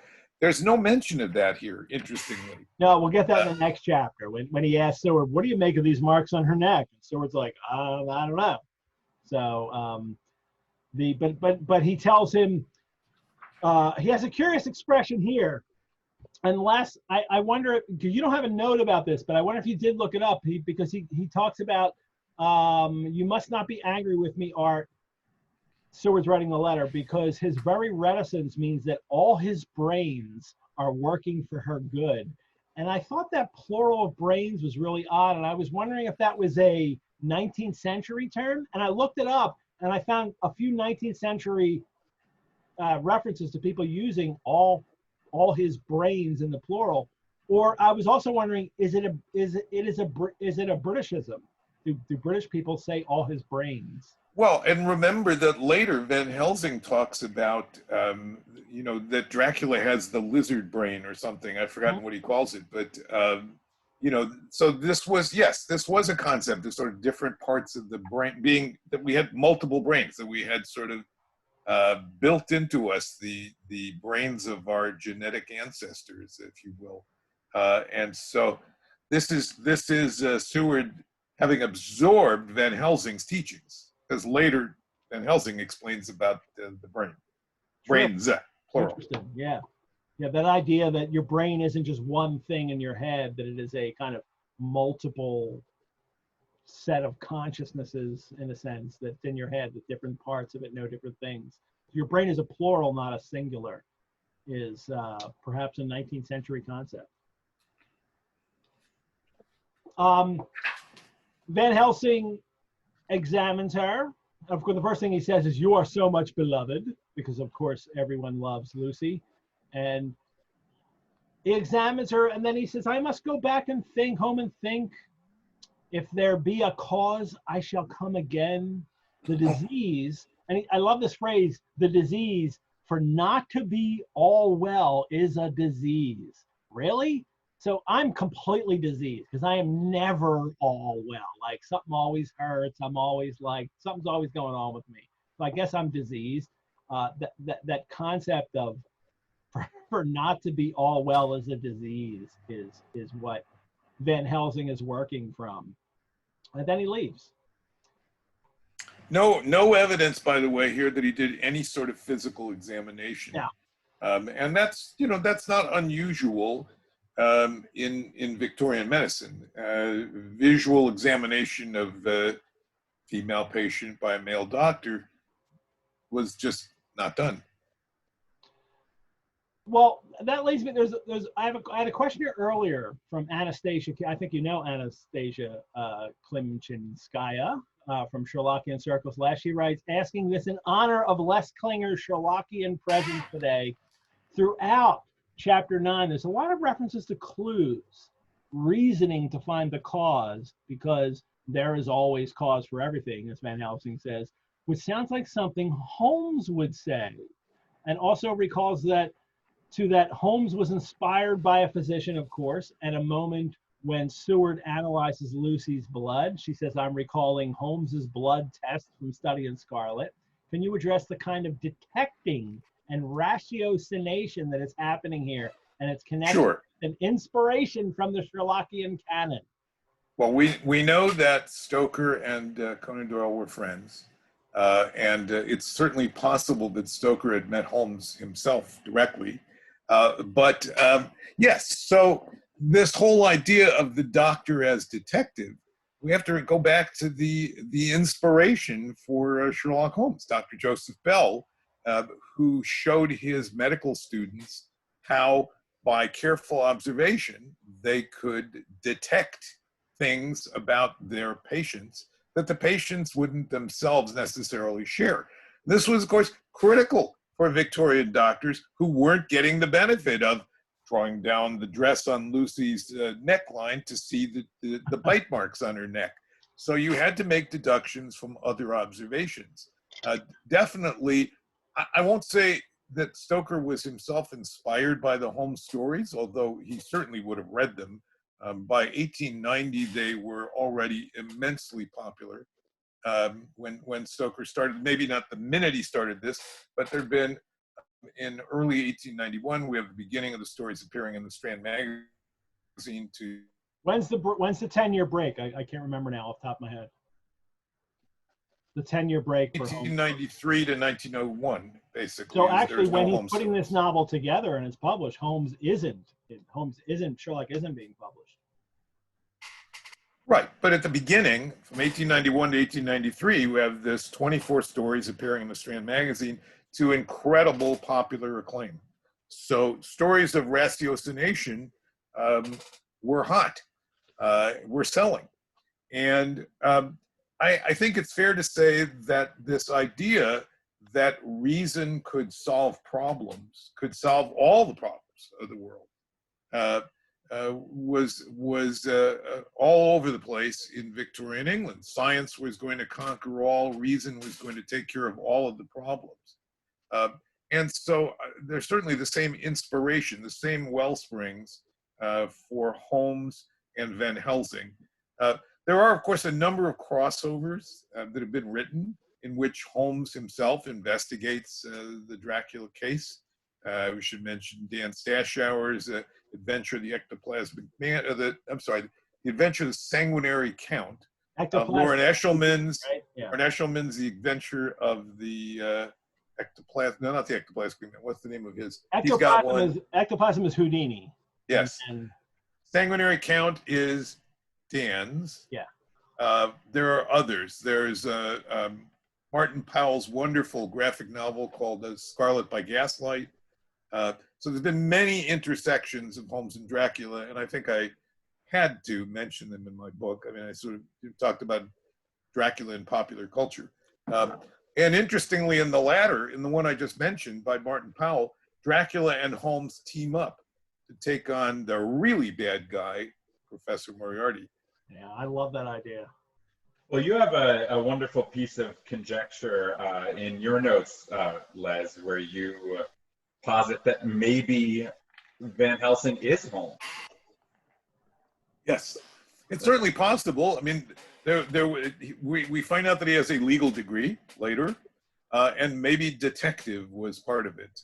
And it could be that, and this was just a disguise, or who knows? Maybe Holmes wanted to act in disguise because he didn't want it to get around that he believed there was anything possible, any supernatural thing was possible. Remember, Holmes famously said, "No ghosts need apply. This agency stands flat-footed upon the ground." So he poo-poos vampires, but he does know about vampires. Is that the Sussex we have- vampire story that he actually says that? I can't remember. Yes, the Sussex vampire. Yeah. Mm-hmm. In which it turns out it's not a real vampire. But Holmes knows about vampires. But does not believe they exist, right? Right. Or is that, Or at least isn't ready to admit that he believes. Right. Is that what he's just telling Watson? So, there you go. Right. I love this little piece of intertextual conjecture. I think it's great. All righty. Well, let's finish up this chapter because now we get back to Renfield, which I love. His zoophagous patient, as he mentions at the beginning of September 4th entry from his diary. And then just before the stroke of noon, he began to grow restless. And he mentions a little bit later, at the stroke of noon, he became so violent that it took all their strength to hold him. In about 5 minutes, however, he began to get more and more quiet and finally sank into a sort of melancholy. I love this detail here about Renfield, that it's just before the stroke of noon. And it's interesting because before it's only at night when he is restless, or no, I'm sorry, he's not restless at night, it's in the day, but now it's turned into this briefly at noon. Now this will get settled later in the novel when Van Helsing will inform the crowd that he says, well, the vampire hunters, that only at certain times he, meaning Dracula, can have limited freedom. If he be not at the place whither he is bound, he can only change himself at noon or at exact sunrise or sunset, which really, it's really unusual because it also plays with his idea that Dracula is powerless during the day. But apparently it's this noon or exact sunrise or at noon, he can change into a bat, apparently, then, is what he says later.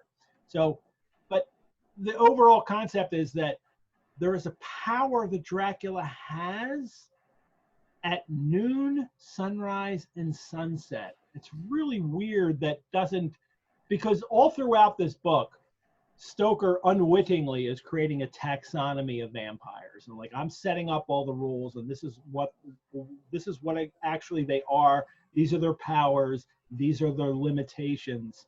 And this is a note that doesn't seem to get taken up by people later writing about vampires. It's Well, like, and yes, and remember, I mean, this you stated this fact, and it underlines what everybody misremembers about the book. Sunlight is not poisonous to Dracula. Yeah. That is an invention of the Nosferatu film. That comes from Nosferatu, yeah. But it is diminishing to him, supposedly. Yes. Except at noon. Right, except at noon. It's such an odd detail. It is, and I wonder why he threw that in there. He tries to set it up, and I keep thinking, I think back to Arthurian literature where Sir Gawain has this power, and I think it's in Mallory, and it's mentioned in one of the other maybe French texts about King Arthur, where Sir Gawain has this power that is maximum at noon and diminishes over the course of the day for like 12 hours. He has like this 12-hour window where his power diminishes. And it's all about, it just all goes back to, folkloric conceptions of the sun being all powerful. And it doesn't have to be folklore, really, when you're talking about the sun. The sun is that which gives us, strength and power and life. And that diminishes as the sun gradually goes away. And Dracula is somehow tied in with this cyclical thing that happens every day, this natural cyclical process.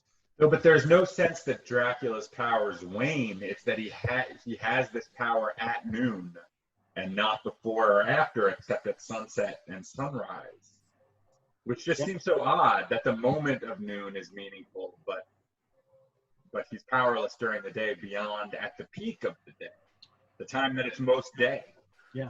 And it's very interesting. Which is very against what vampires have become. And that's why it seems so odd. Right, it's totally contradictory. Completely removed vampires from sunlight. Stoker doesn't have them removed from sunlight. Vampires, can still exist in sunlight for him. I see someone in the chat asking what he does at daylight savings time. Do I have to? Yes. Is it really noon or is it 11 now? Yeah. It's always noon somewhere, as they say. Yes, I was going to say that. It's always noon somewhere. Is it noon in Transylvania? Is it noon here? So he is. So Renfield is also now but now he's okay. Now he's back to being zoophagist patient. He is catching flies and eating them and keeping note of his capture. Now by making nail marks on the edge of the door between the ridges of padding because he doesn't have his notebooks anymore. And he says, all over, he has deserted me. No hope for me now unless I do it for myself, which is weird. But then at midnight, you know, Seward writes again in his diary talking about when sunset happened, once more I heard him yelling. He became, and then as the sun goes down, he became less and less frenzied. So Renfield and the noon, the sunrise, the sunset, Stoker is at least consistent in this with Renfield in that these are moments when Dracula is most powerful, apparently, and that's the time when Renfield suddenly is frenzied, that he can really tune in to his master at these moments of most power, that there is a psychic connection that Stoker never explains. Van Helsing never explains the psychic connection, but he constantly gives us moments in the novel with Lucy, with Renfield, and later with Mina, where they are psychically connected with the vampire. Yeah, it's one of my favorite things about this book is that the Stoker is not afraid to plant clues and then never explain them. Things that you sort of have to fill in the blanks yourself, or sometimes things are obvious, but he doesn't feel that compulsion to actually, I mean, something as simple as in, I think it's in the second chapter when we meet the coachman who is so obviously Dracula. There's never a reveal that it's Dracula. It's never like, and then Jonathan finds out that. Jonathan says at one point he must have been the driver. So right. We get a little bit of that. Right, but I mean, or like you were talking about before with the with Dracula being in the suicide seat and the dog reacting to it. I think a lot of lesser fiction like this would feel an urge to close all these circles and explain what was happening. But if you were writing for the theater, you wouldn't have had to explain. People could have seen that the coachman was the same actor as Dracula. Right, yes. Yeah, that's interesting. I think a lot of these are theatrical. No, because he has a fake beard, so he can't. Well, yeah, but you can tell when somebody's got a fake beard, like you, Ed. It's a fake beard. Wouldn't that be the greatest thing in the world? Is that at the end of the series, I took off the beard like it was actually fake. Oh my God, that would be so great. What a reveal. And it turned out that some of the other guests were actually you in disguise. Yeah. Yes. And I was actually Dracula tricking you all to reading the book about me. So in concluding our visit with Renfield here, notice that this is now, he gives up the flies. He's ready to put aside his flies. He doesn't need them anymore. Big things are coming for Renfield. Well, then he goes right back to them, and then cuts them out again. I love this back and forth with Renfield, that he cuts them out. I don't care about them anymore. Now I'm back to them. And then you're right at the very end, he went straight over to the window and brushed out the crumbs of sugar. Then he took his fly box and emptied it outside and threw away the box, and he shut the window and crossing over, sat down in his bed. All this surprised me, so I asked him, are you not going to keep flies anymore? Like Seward wants him to keep flies. Like, could you please be the zoophagist patient? Because that's how I've defined you. No. Did you mention earlier in the series that for a long time in the manuscript, the character has no name? There is no Renfield. He's just called the Flyman. The Flyman, yeah. And he has several times throughout the notes, he just has Flyman. And they never went back to correct it, or was still just calling him Flyman himself. So then we get this series of 3 quick telegrams. Patient still better today. Patient greatly improved. And then the final telegram, Seward, London to Van Helsing, Amsterdam, 6 September. Terrible change for the worse. Come at once. Do not lose an hour. I hold over telegram We lost Josh for a minute for the end. Hopefully he'll come back. Terrible change for the worse. Come at once. Do not lose an hour. I hold over telegram to Homewood till have seen you. First, a reminder that it's all about how the men are treating the women, how the men are taking care of the women here. But it's also, we're back to the cliffhangers, which we've left at after the first 4 chapters of the novel. We seem to have a cliffhanger at the end of every one. And now we're a cliffhanger at the end of this chapter, that Lucy is ill, and that's it for her. So, and tune in next week to find out what happens. I love that aspect of this novel, that while Stoker isn't necessarily writing a serial novel, he takes that into mind in how he ends his chapters. Did you find that when you were going through it, Les? Oh, sure. And as I said, Stoker was a very theatrical writer, so he knew how to keep it going. And he was a theatrical writer because he was, as somebody just commented in the chat, he was a theater guy. He was the general manager of the Lyceum Theater. So he was a theater critic when he first lived in Dublin. He loved the theater. He loved that kind of drama. And so it's all he really knows how to write. Good, Josh. I'm glad you made it back for the end. Yeah, I don't know. I'm having some kind of internet nightmare here. I'm sorry. There was a question earlier from the chat, and as we end today, are you going to have a blue ribbon and wax seal on Jonathan's journal? I believe we will. I don't want to make any promises yet. We're still pricing everything out, but I think so. Depends on the price is the answer. Yeah, we're figuring reproduce this however many copies you sell of it. Yes, yeah. Buy more copies, pre-order, and it's more likely that we will. Awesome. Before we go out today, too, there was a more general question today. Here, I'll throw to you, Les, from Laka Heiss. A question for you. He writes: did you know that Emily Gerard met Arthur Conan Doyle? Emily Gerard wrote the Land Before the Forest book and the Transylvanian Superstitions. Because he wrote, I found a book that Doyle autographed for Emily in the possession of Emily Gerard's great-grandson. And I've also always wondered where he got the name of Gerard for his other series about the officer in the Napoleonic War. That's something different. One of my goals over the next decade is to look for correspondence between the two writers. The Gerard family in Vienna don't have anything. So, did you know that? I did not know that. I think it's wonderful, but keep in mind, this is a circle of writer friends in London, of which Stoker was very much a part, and in fact, in some cases, sort of the host at the Beefsteak Club at the Lyceum Theater. That he was friends with Doyle, he was friends with Robert Barr, Jerome K. Jerome, and all of the literary lights of the day. So the fact that he knew Ms.